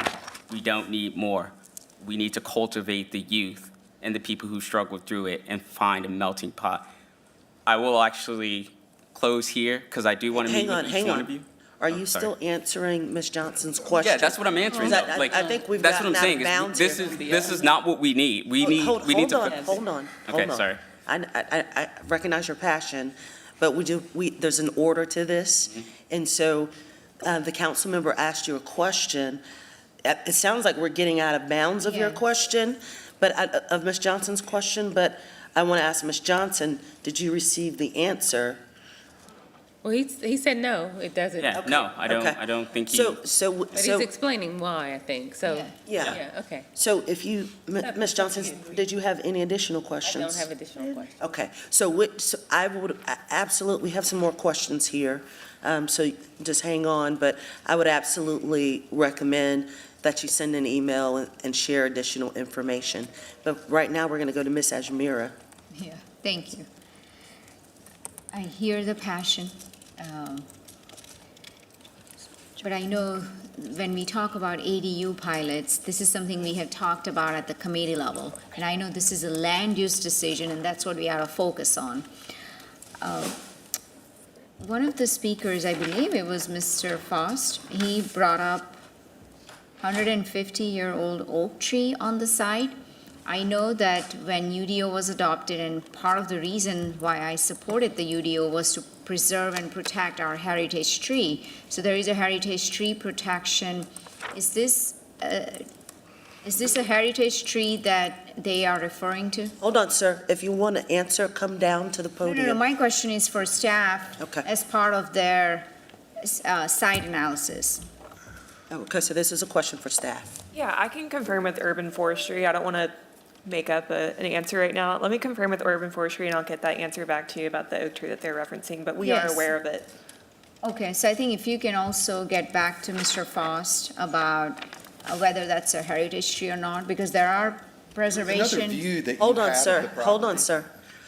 So I'm sorry to interrupt you all, but there's an order to this. So you have to wait until there's a question being addressed to you directly outside of your time to speak. So Yes, so as part of this process, if you can share that report with speakers, because that will certainly be a concern of mine if you're going to remove 150-year-old heritage tree to place a pilot that we are testing. So, Mr. Faust, I see your passion around heritage tree, and I share that. If you could just tell me how many heritage trees are on the site, and just one. Okay. Huge. Okay, that's all I need to know. I'm not an expert on heritage trees, and I don't think many folks are here in this room are experts, so we will have our. And I want to add too, those sort of analyses will be triggered in land development review processes. So you mentioned how the UDO really strengthened our tree canopy laws. That's all still intact during the conventional rezoning petition review process. Urban forestry can provide advisory comments when needed, but all of these requirements still will kick in during land development review processes and those protections for tree canopy. All right, so well, I look forward to reviewing that. Mr. Vaughn, thank you for your report and your work on this. And speakers, thank you for your passion, and keep preserving and speaking up for those heritage trees. That's all I have. Thank you. thank you, Ms. Ajmira. Are there any other comments? Okay, I just want to make a couple of comments. Thank you both for your passion around the Belmont community. Belmont is the historical neighborhood, very important to the city of Charlotte. I spent time there when I was growing up with family members there. So very engaged community, very engaged neighborhood association. And so thank you for coming out and addressing these issues proactively. Mr. Vaughn, I just have a couple of questions. There were two community meetings.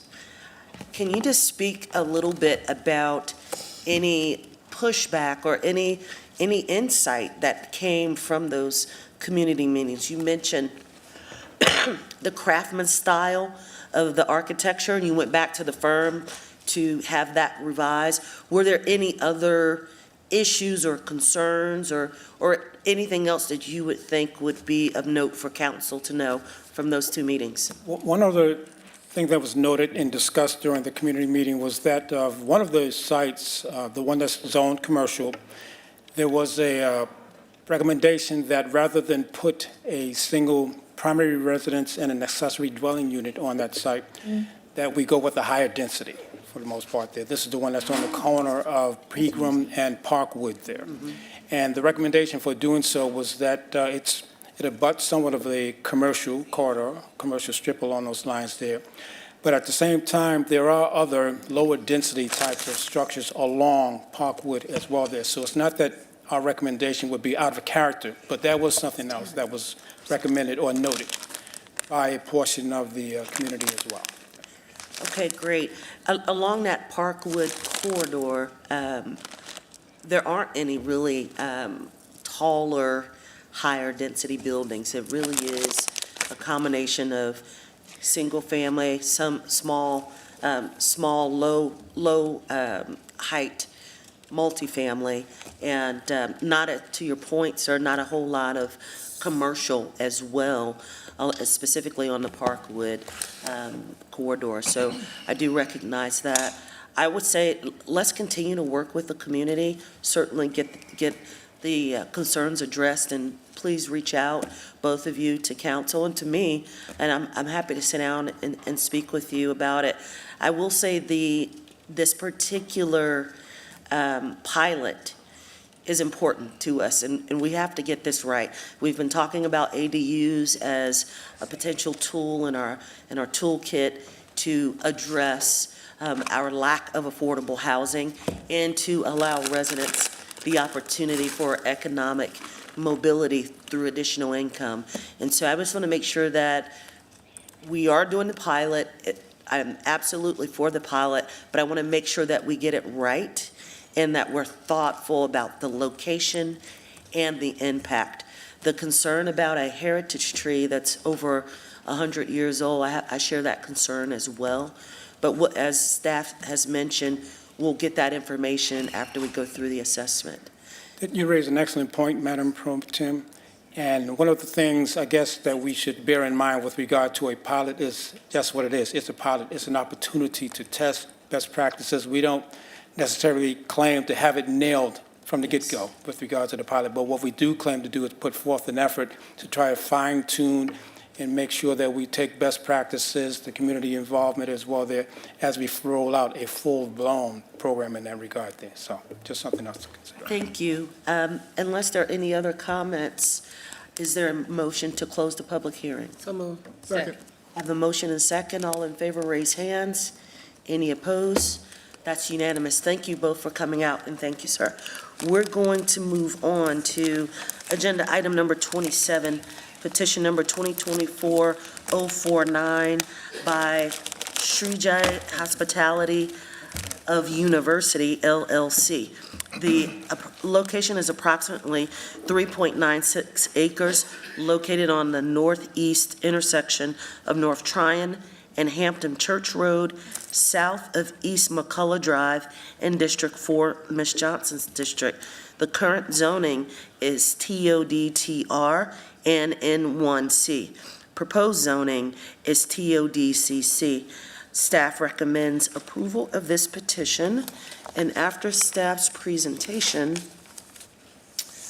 Vivek Patel, you will have 3 minutes, to address this petition in the affirmative. There's no opposition. Thank you. Thank you. As noted, the site is approximately 3.96 acres, located at the northeast intersection of North Tryon Street and Hampton Church Road. A portion of the site is improved with a hotel, and the remainder is undeveloped. This segment of North Tryon includes a mix of hotel, office, and commercial uses. Easterly on Hampton Church Road are a few single-family homes and a church. The blue line runs along North Tryon, and the McCullough Station is located approximately 550 feet north of the site. The site is currently zoned TOD-TR, which is Transit-Oriented Development Transition, and the proposed zoned is TOD-CC, which is Transit-Oriented Development Community Center. The predominant zoning district in the area is TOD-CC, located to the west, north, and east of the subject site. There is N1C zoning also present to the east and southwest. The policy map calls for the community activity center place type for the subject site as well as all surrounding properties. This is a conventional petition and proposes to allow all uses by right and under prescribed conditions in the TOD-CC zoning district. The petition is consistent with the 2040 policy map, and staff recommends approval of this site as it meets the specified UDO locational criteria for application of the TOD-CC zone. Specifically, the site is approximately 550 feet from the McCullough Station along the Lynx Blue Line.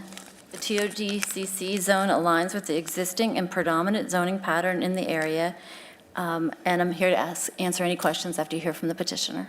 Thank you. Mr. Patel, you have 3 minutes. Good evening. Vivek Patel, attorney for Shuji Hospitality University. I'm pleased to report there was no opposition to this petition during our community meeting. Our proposal includes a 97-room motel, and the staff rightfully raised questions regarding this future development plan for this site. In response, I personally reached out to Councilwoman Johnson to address any concerns regarding this particular petition.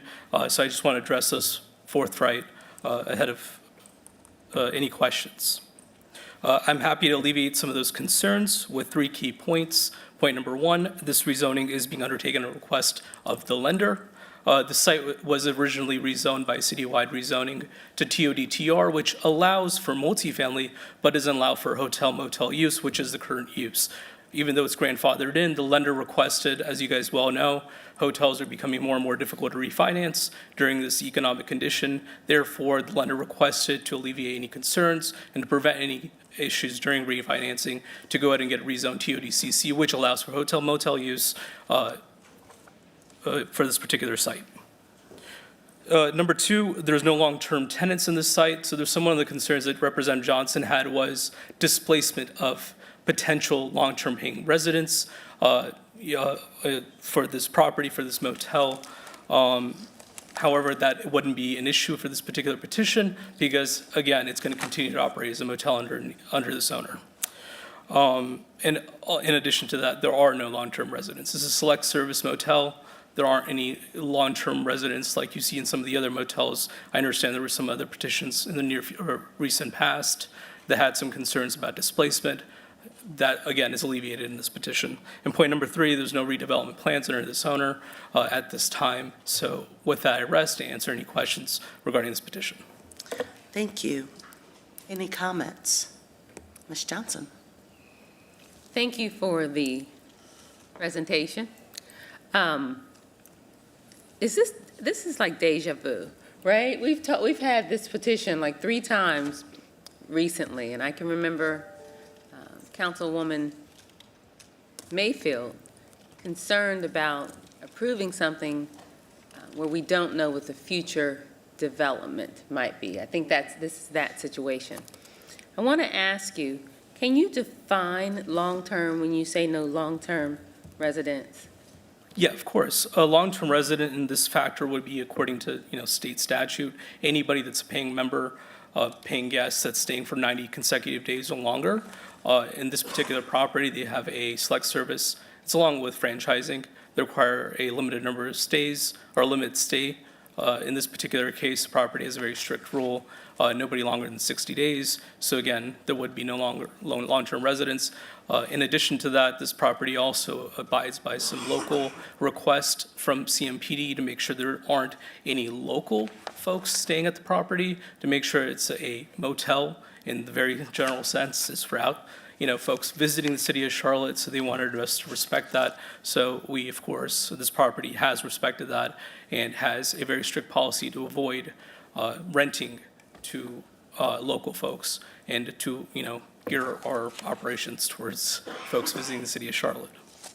So we've spoken to our city policy staff about the need for anti-displacement policy for the hotels and motels. Yes. I like the way that you presented and you're able to say there are no long-term and we work with CMPD.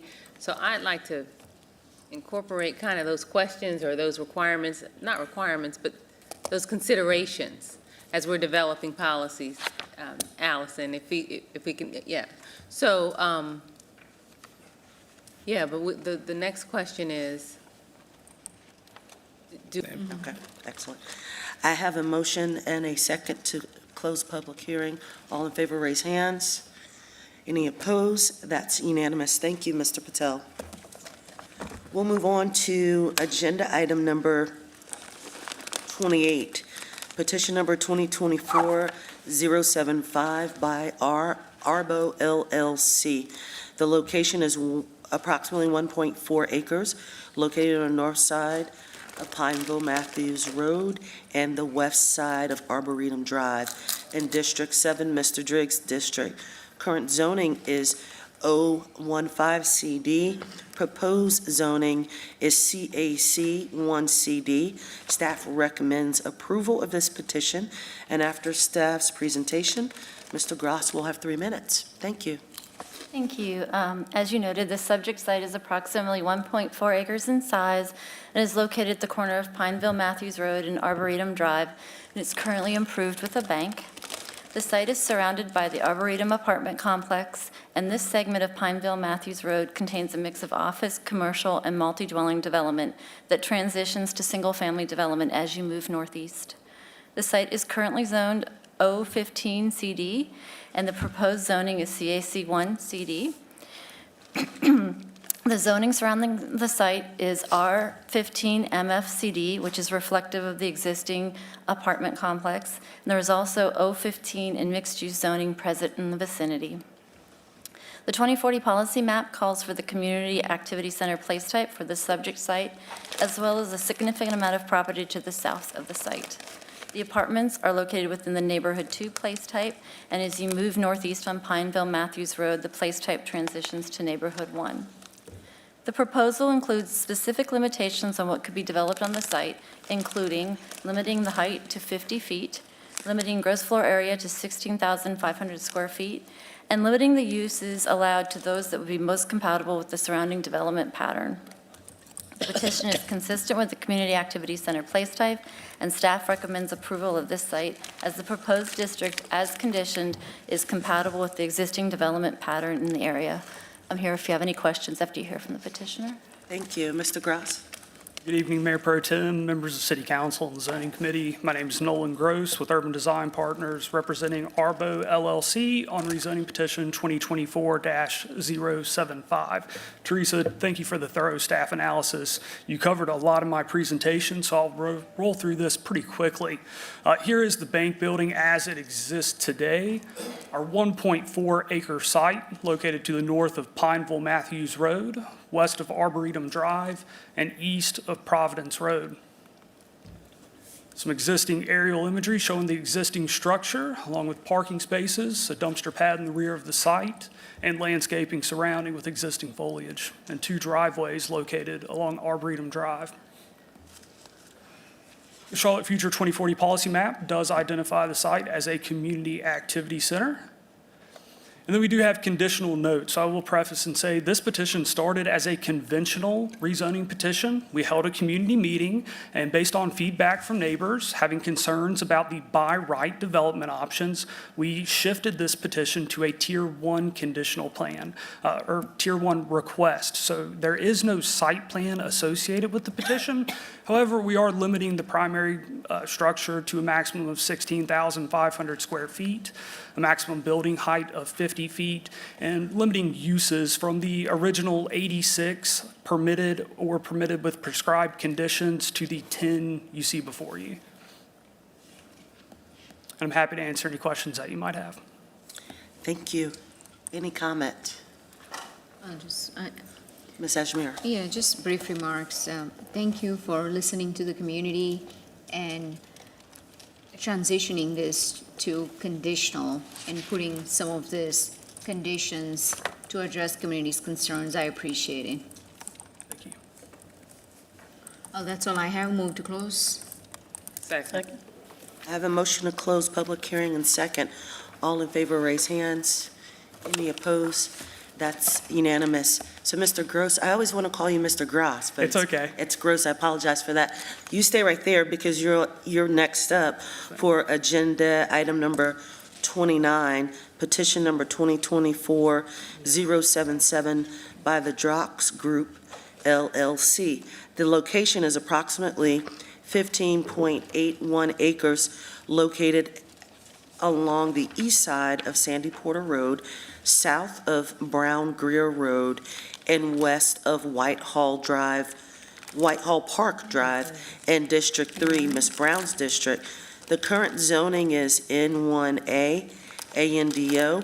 Proposed zoning is N2A, ACD, ANDO. Staff recommends approval of this petition upon resolution of outstanding issues related to transportation and environment. After staff's presentation, Mr. Gross, you'll have 3 minutes. Thank you. Thank you. This site is approximately 15.87 acres, located on the east side of Sandy Porter Road, south of Arrowwood Road, and north of Steel Chase Drive. It's currently developed with 6 single-family detached dwellings. Current zoning is N1A, ANDO. Proposed zoning is N2A, CD, ANDO. So the entirety of the site is within the airport noise disclosure overlay. The 2040 policy map recommends neighborhood 1 place type. The proposal is for a community of 194 multifamily attached dwellings. All units will be alley loaded. Provides a type C landscape yard, which is 10 feet in width with a 6-foot fence or wall along the southern property boundary. We're adjacent to N1 place type.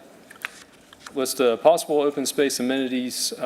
Features could include community pool, open air pavilion, grilling area, splash pad, sports court, community garden, and dog park.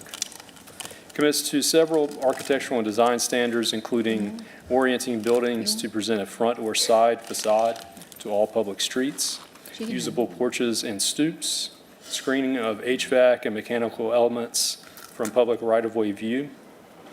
Commits to several transportation improvements, including a left turn lane on Sandy Porter Road at the southern full access driveway, extension of the existing median on Sandy Porter Road to limit the northern driveway to right in, right out, and an 8-foot planting strip and 12-foot shared use path along the Sandy Porter Road frontage. Staff recommends approval of this petition upon resolution of outstanding issues related to transportation and the environment. Petition is inconsistent with the policy map recommendation for neighborhood 1 place type. However, the site is adjacent to community activity center, neighborhood 2, and parks and preserves place types, which are preferred adjacencies for considering a change to the policy map to neighborhood 2 place type. The site is less than a quarter mile from retail, services, and office park and bus stops for CATS Route 56 along Arrowwood Road. The site is adjacent to a Catawba Lands Conservancy Nature Preserve and across Sandy Porter Road from a future Mecklenburg County park. Proposed multifamily attached dwellings would provide an additional housing option in an area identified by the Equitable Growth Framework as being in a housing gap. The petitioner has worked with city staff to preserve a green area where adjacent to established single-family dwellings, to identify the amenity area and proposed features, and to increase the setback of units facing Sandy Porter Road. I will take any questions following the petitioner's presentation. Thank you. Good evening again. Nolan Gross with Urban Design Partners, this time representing the Drox Group LLC on rezoning petition 2024-077. Here's our site at Sandy Porter Road as it exists today. As Joe mentioned, 6 single-family detached homes. There's an aerial. The site is located to the east of Sandy Porter Road, south of Brown Greer and West Arrowwood Roads, and to the west of I-485. The 2040 policy map does identify this site as neighborhood 1. However, as Joe mentioned during his staff report, there are policy implementation guidelines that recommend this site as neighborhood 2. It provides a nice transition between the community activity center and the neighborhood 1 single-family detached subdivision. Here's our rezoning site plan. I'm going to jump ahead to our rendered petition. So here's our rezoning site rendering for petition 2024-077, proposing up to 194 multifamily attached townhome dwelling units. We are committed, as Joe mentioned, to a myriad of transportation improvements. Plan East, as you look at the screen, will be providing a dedicated left turn into the site. Plan West will be extending the existing concrete median, creating a right-in, right-out turning movement, so no left turns from the northern entrance exiting the site. We'll also be providing an 8-foot planting strip and 12-foot shared use path along the property frontage, as well as 8-foot sidewalks within the internal public streets, which are being developed to a local residential wide standard, which allows on-street parking on both sides of the streets, which is why we have rear-loaded this product to limit the number of curb cuts on the public streets, allowing for additional on-street parking. In meeting with neighbors, there was concerns initially about not having amenity space, an amenity area. So we went back to the drawing board, and we're now providing an approximately 35,000 square foot amenity area, which is on the Plan West portion of your screen, or the northern part of the site.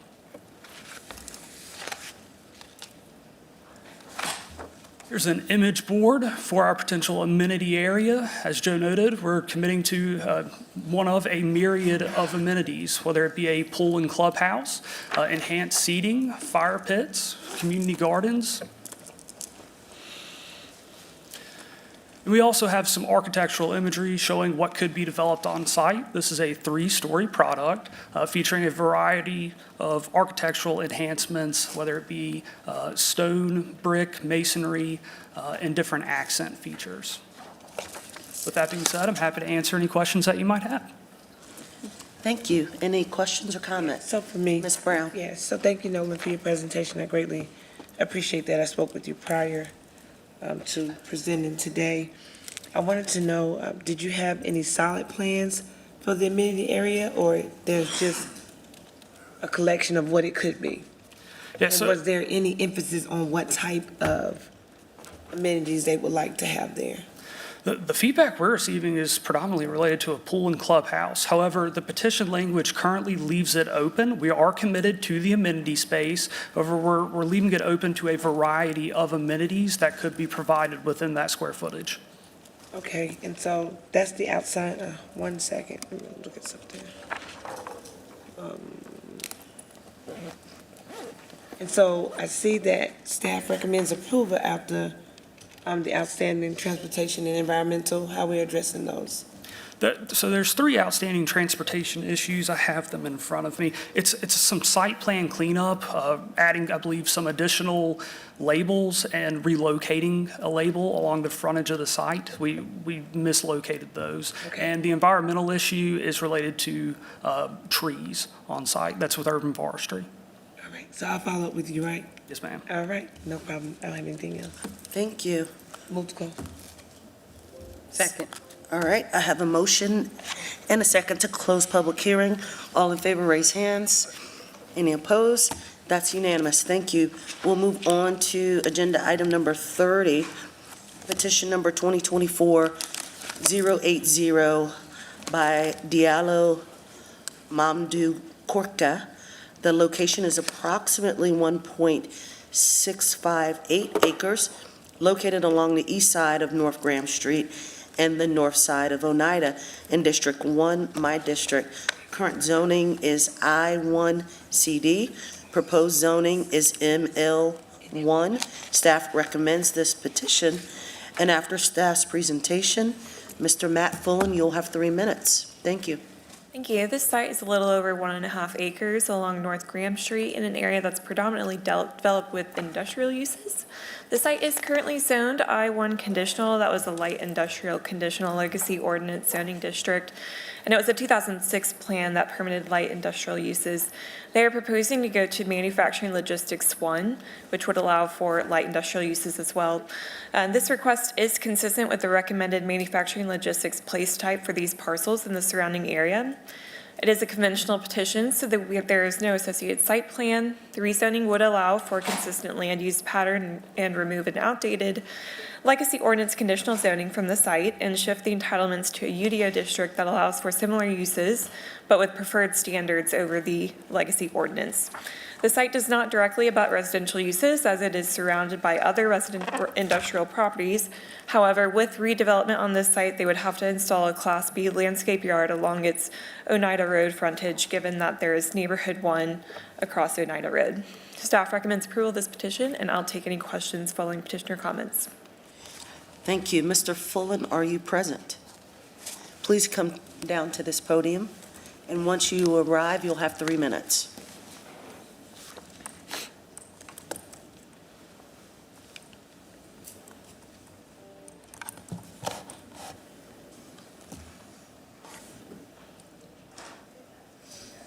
Good evening, Mayor. Good evening, Council and the committee. Yeah, we're just looking, we were stuck under the old UDO before the UDO got into effect. So we were, as you can see, we were under the old ordinance with the condition. So we were recommended to go back through to get that the condition removed to stay under the same. It's just the ML1 is what we're looking for. Excellent. And anything else? You have a little bit of I'll time. answer any questions if you have them. Excellent. Okay. Any questions? Move to close. If There's no a motion to close and a second. Is there a second? Thank you. All in favor of closing public hearing, raise hands. Any opposed? That's unanimous. Thank you, for Mr. staying this long. Thank you, Mr. Fullen. We'll move on to agenda item number 31, petition number 2024-081 by Caldwell Development LLC. The location is approximately .461 acres, located along the northeast side of Castleton Road, southwest of Craig Avenue, and northwest of North Sharon Amity Road in District 5, Ms. Molina's district. Current zoning is N1A, proposed zoning is N1C. Staff recommends the approval of this petition, and after staff's presentation, Mr. Bill Caldwell and Ms. Stephanie Holland will have 3 minutes. If you all are present, can you make your way down to the podium, please? Thank you.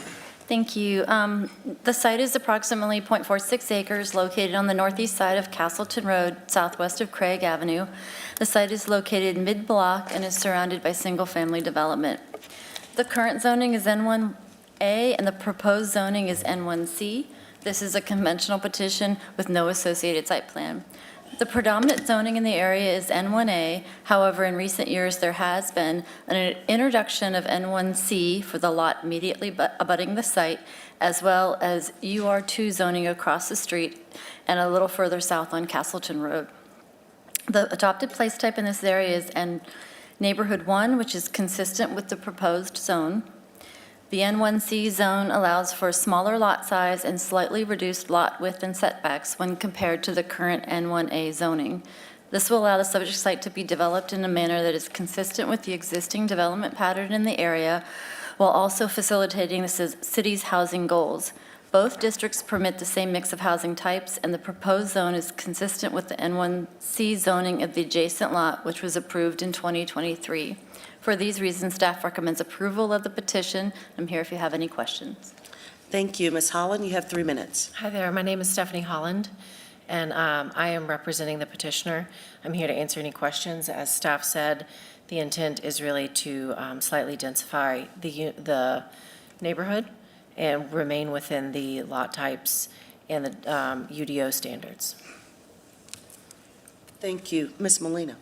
Thank you, Madam Mayor Pro Tem. I actually, when I was looking at this one, I was wondering about the neighborhood participation. I know that there were 5, and this looks like a relatively small street and area. Can you give me feedback, since I didn't attend this meeting and I didn't know? Can you give me feedback on what that was? Sure, what the general discussion was? Yeah, did you receive a favorable acceptance at that meeting? I think so, yes. I think in general, there was I would say perhaps a concern about maybe a much denser housing type, and then when it became clear that it was really remaining as a single-family use, very likely, that was the intent, was to remain as a single-family use. I think that was very favorably received. So this is N1A to N1C. Why is this not supported by the current 2040 plan? Why do we need to make a decision to make this happen if it's something that is? It's consistent. Normally, there's a transition from what I understand, or maybe so there's a, I guess, proposed scaling of sorts that would allow certain things based on previous decisions by the 2040 plan. Why would this need to come before council? It's before you tonight. It is consistent with the place type. There is a menu of zones that are consistent with the neighborhood one place type. It's currently N1A zoning today, which is allows 10,000 square foot lot size and certain setbacks. The proposal, it needs approval to be N1C, which would allow for a slightly smaller lot size and reduced setbacks. So that's why it needs to come before you tonight. It's not changing the place type at all, But the density would change the character of this particular neighborhood. I was actually looking, and it looks like most of them are large, single-family lots, except for this particular one and the immediate one adjacent. So I'm wondering, what do you know? N1A was, or the lot that's immediately next door, that was previously approved, you said? Correct, in 2023. Okay, so that was just last year it was approved. And is it N1C as well? Correct, yes. Okay, so this would be two N1C that are right That is beside each correct. other. Okay. Did I approve that? I'm sorry. Last year, so much. Yeah, well, can you, do you know the petition number? I can get that for you, certainly, yes. Yeah, I would need that. I'd actually like to pass that along to my colleagues. I guess my question would be, I'm interested in just making sure that this is something that the surrounding neighborhood is okay with. I mean, I appreciate and understand that this is still a single-family usage. But, you know, you think about changing the character of a neighborhood. And look, I'm one of those people with who I represent. I hear both sides of the spectrum. You got community members who love density, and you got other community members who are just completely against it. So I want to see what type of balance we have in this area. Since I haven't been, you know, involved in this, I would like the opportunity to just, you know, be a part, get a feel for what these neighbors feel, and if they're okay with it, then, you know, I could circle back with staff. In the meantime, I would love that petition number. Yeah, and it was pointed out to me, it's actually on our screen. It's 2023-086. Okay, it was what? 2023-086. 2023-086. Would it help if we shared the summary of our neighborhood meeting? Yeah, that would be great, too. Okay. Yeah, but I still, like, I would be interested, maybe, you know, if that's not you, maybe that's staff, our staff. I'd like to get a general idea of where the neighbors are and what their thoughts are around this petition before we make, you know, some changes to their neighborhood. Because the reality of these decisions that we make is that the community members, when they see the Z, they don't know what that means. And that was exactly. Yeah, they don't. And when they reach out to us on the council, it's often when the process is here, or even beyond here, it's decision day. Right. And that's not your fault, right? It's just trying to make sure that, you know, since this is where I'll have a little foresight, I'd like to have the advantage of making sure that the community is okay with it. And that's fine, and we're good, but it's just doing that due diligence, you know, before, you know, we had a slew of emails on decision day that said, you know, vote no. And that's where we get it from. We get it from, you know, community members who, they have no reason to know how this process works. Right. Right? And so they find out when they realize we're about to decision something that's going to change the character of their neighborhoods, and they're emailing us and contacting us like, vote no. And we're, you know, we've probably been working on it by then for a year, but our community members don't know. So in this case, we could be ahead of it. I'd just like to make sure that I touch, you know, and hear from the neighbors to make sure that they're good. And that should be fairly easy. Let us know if we can support that. In the meantime, we can make sure that staff can connect you with the summary of our neighborhood meeting. Yeah, that'd be great. I appreciate that, thank you.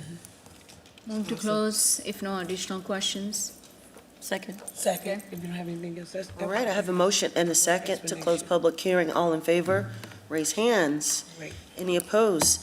That is unanimous. Thank you. We'll move on to agenda item number 32, petition number 2024-085 by AAAA Holdings LLC.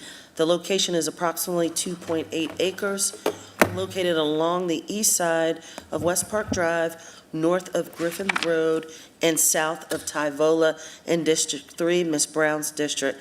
The current zoning is ML2. Proposed zoning is CG. Staff recommends the approval of this petition, and after staff's presentation, Mr. McVeigh and Mr. Aila will have 3 minutes in aggregate. Thank you. Thank you. The site is just under 3 acres, located generally in the lower south end area where we see a mix of industrial, commercial, residential, and mixed-use developments. It's in alignment with the shift of the broader area to transit and activity center supportive projects. The request is to take the site from manufacturing logistics 2 to general commercial, which is inconsistent with the policy map recommendation for manufacturing and logistics at this site. But I will just note that the long-range planning team has identified this parcel and surrounding parcels to be considered for a place type change to commercial, since that would better align with the existing and projected uses in that area. It is a conventional petition, so there is no associated site plan. Although it is inconsistent with the manufacturing logistics place type for this area, a change to general commercial zoning and the associated commercial place type is a better fit for the property given its existing commercial uses on the site and the transition away of industrial uses that this area is undergoing. The site can be easily accessed via several major roadways, providing ample connections to the development area for potential customers and employees. And I'll take any questions following petitioner's presentation. All right, thank you. Good evening, Mayor Pro Tem, members of council, members of zoning committee. Keith McVeigh with Moore Van Allen assisting AAA Holdings LLC. With me tonight is the petitioner and property owner, Mr. Karanthi Aila. We're available to answer questions. We do have a quick presentation. As Holly mentioned, just slightly under 3 acres, just located to the east of 77 south of Tyvola, next to the Costco wholesale warehouse store on Tyvola. A site that is currently zoned ML2 was previously zoned I2, and in the old I2 zoning district, retail and commercial uses were allowed, but with the translation to ML2 and the updated UDO, which does not allow the retail and commercial uses, the site became a legally non-conforming uses. This location was the former Sam Ash music store. The rezoning to CG, as Holly mentioned, would now make the use conforming again and would allow Mr. Karanthi and his partners to reuse the existing building, which is the intended use at this time, for commercial, retail, restaurant uses, maybe a small event space for small gatherings for birthday parties, et cetera. As Holly mentioned, we are inconsistent, but the area is predominantly, and has always been predominantly, this portion of Tyvola, really a commercial corridor with commercial uses. The proposed zoning just maintains that and allows that to continue.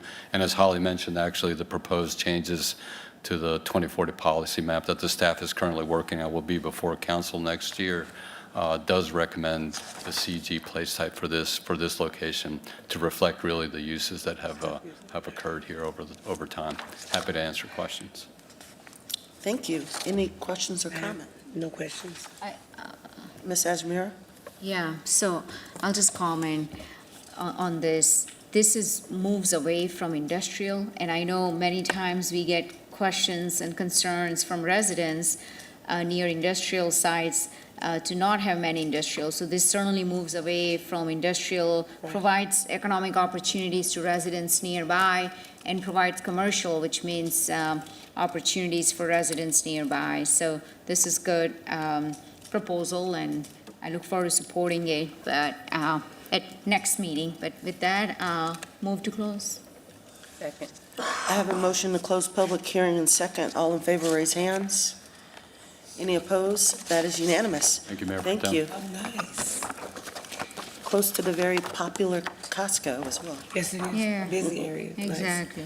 Okay, we will move on to petition item number 33, number 33, petition number 2024-086 by Peak Sports Holdings, Inc. The location is approximately 4.9 acres located along the south side of South Clarkson Street and the west side of West Summit Avenue, southeast of I-77, and again, Ms. Brown's district.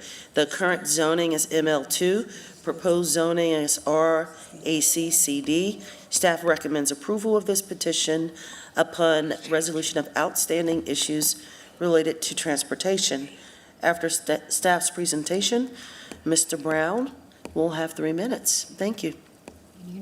Thank you. This site is just shy of 5 acres, located on the south side of Clarkson Street, west side of Summit Avenue, and east of Interstate 77. It's developed with several warehouses and is near the former site of the Charlotte Pipe and Foundry. Current zoning is ML2. Proposed zoning is RACCD. The 2040 policy map recommends regional activity center place type. This is a Tier 1 rezoning with no site plan, but development standards that would allow for adaptive reuse of the existing buildings and minor expansions of the buildings for indoor recreation, restaurant, and accessory uses as permitted in the RAC zoning district. The petition acknowledges the site's location in the path of the Silver Line Transit Corridor and would allow for exterior facade changes and expansions of up to 10% of the building's square footage. Staff recommends approval of the petition upon resolution of outstanding issues related to transportation. The petition is consistent with the policy map recommendation for regional activity center place type, and the petition would align the zoning district with that place type. The petition would allow for adaptive reuse of the existing buildings while not precluding the advancement of the Silver Line Transit Corridor in the future. The petition could support access to employment opportunity, which is a goal of the Regional Activity Center place type. I'll take any questions following the petitioner's presentation. Thank you, Mr. Brown. Council members, Colin Brown on behalf of the petitioner. I'll be brief since we're late in the night. Petitioner, Peak Sports Holdings LLC, also Michael Wong is one of the principals. I think several of y'all know him. As staff mentioned, this is a pretty straightforward petition. This is an old industrial building across from Pipe and Foundry. The only purpose of the rezoning is to allow it to be kind of adaptively reused for the time being. The plan in the future is for the Silver Line to come through there. The building might go away. I think the consensus is it's better to have something than nothing rather than that building sit rot. The petitioner is a known operator of successful indoor racket sports facilities. We think that'd be a good fit. We do need to continue working with staff and make sure that they don't get triggered with other requirements to do a lot of improvements for a use that we don't expect to be there in the very long term. Happy to answer questions. Thank you. Any questions or comments? I'm just very simple and short to the point. Thank you, Madam Mayor Pro Tem.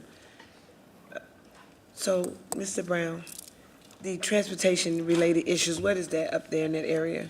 Well, and we'll have to talk about it. So the idea is that the Silver Line will come through this area, and one day this building may go away. And so the Because city, of where it's located at?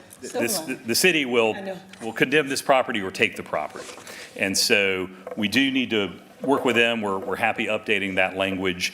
We do want to make sure that this petitioner is not asked to do a lot of improvements on the site, a lot of streetscapes and retaining walls for a site that we think is going to go away. So those are the conversations we'll have with staff, and hopefully have that wrapped up before we're back to you next month. Well, I'm sure you and Brittany will be in touch, won't you? We will. Thank you. Look forward to speaking with you. Thank you. Careful with that S word. Silver Line. Okay, sorry. Move to close. No other questions. Second. Thank you. I have a motion and second to close public hearing. All in favor, raise hands. Any opposed? That's unanimous. We are at our final petition item for the evening. Agenda item number 34, petition number 2024-092 by Lucerne Capital Partners. The location is approximately 3.07 acres located along the north side of West W.T. Harris Boulevard and the east side of Research Drive, west of I-85 and District 4, Ms. Johnson's district. Current zoning is RE3CD. Proposed zoning is CAC 1EX. Staff recommends approval of this petition upon outstanding resolution of outstanding issues related to transportation, environment, and land use. After staff's presentation, Ms. Grant, we've had you waiting all evening. You'll have 3 minutes. Thank you. Evening for 3 minutes. The site is, as mentioned, approximately 3.07 acres, located on the north side of W.T. Harris and the east side of Research Drive. The site is improved with a restaurant building that is vacant, and the area includes a mix of hotel and office campus uses. The site is currently zoned RE3CD and was approved for a max of 152 multifamily units. The proposed zoning is CAC1 exception.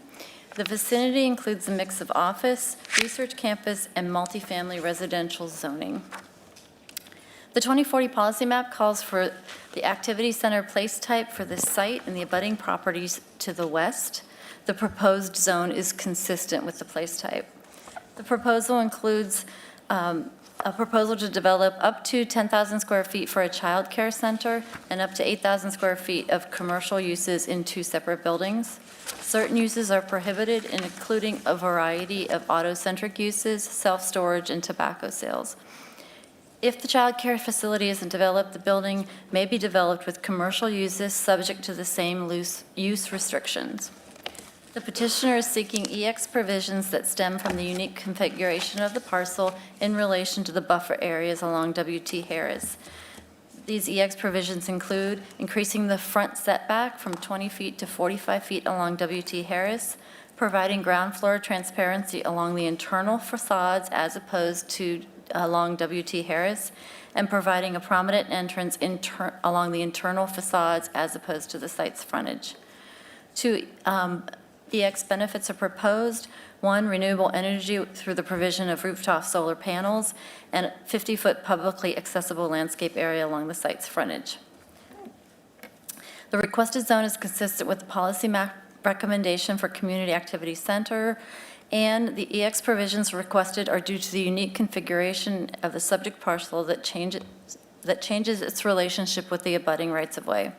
The proposed mix of uses are consistent and compatible with the existing development pattern in the area, and staff is generally supportive of the proposed solar panels and will continue to work with the petitioner to identify other public benefits in support of this request.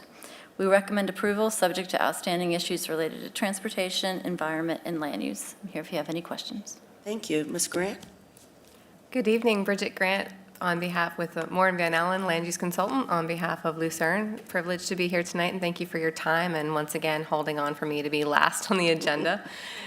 Teresa did a great job, so I'm not going to go over any of the specific details. We will address the remaining outstanding issues that were identified in the staff analysis, and we're pleased to say that we've been working with university city partners on identifying uses that we think are appropriate in this location and compatible not only with the members of the Research Park area, but also the surrounding area. So we're happy to answer any questions. Excellent. Any comments? Yes. Ms. Johnson?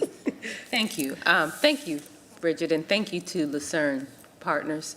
I think, there's been so much growth in District 4, and I don't recall seeing a daycare center, or at least one of this size. So I think this speaks to the demographic and the growth in the area. I know not long ago we approved a development where there was a CMS school being built. So this is a great location in the Research Park area. So we can talk offline, but I think this is a responsive development to the needs in District 4. So now all we need is a nice restaurant. Is there any developers out there that we need a nice restaurant? But thank you. This is, I think this should be well received by the residents and zoning committee. So thank you. I look forward to supporting. Thank you. Thank you. Ms. Molina? Thank you, Madam Mayor Pro Tem, and I'll echo that sentiment, Ms. Grant. I heard daycare facility, and I thought, wow, that's awesome. And Ms. Grant, you hanging out with us to the very end. I know you're a rock star mom, too. I know you got to get up in the morning at the same time I got to get up.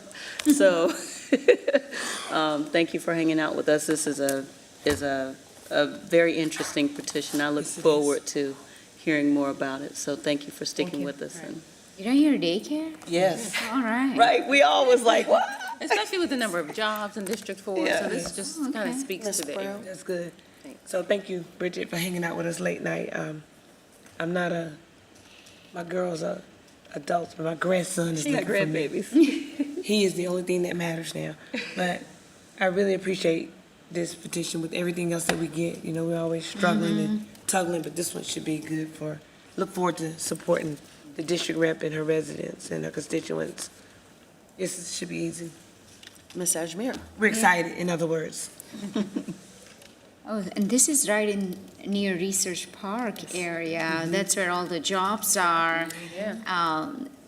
This is where I used to work, so certainly a great location to support a lot of working parents. So Yes. I look forward to supporting it as well.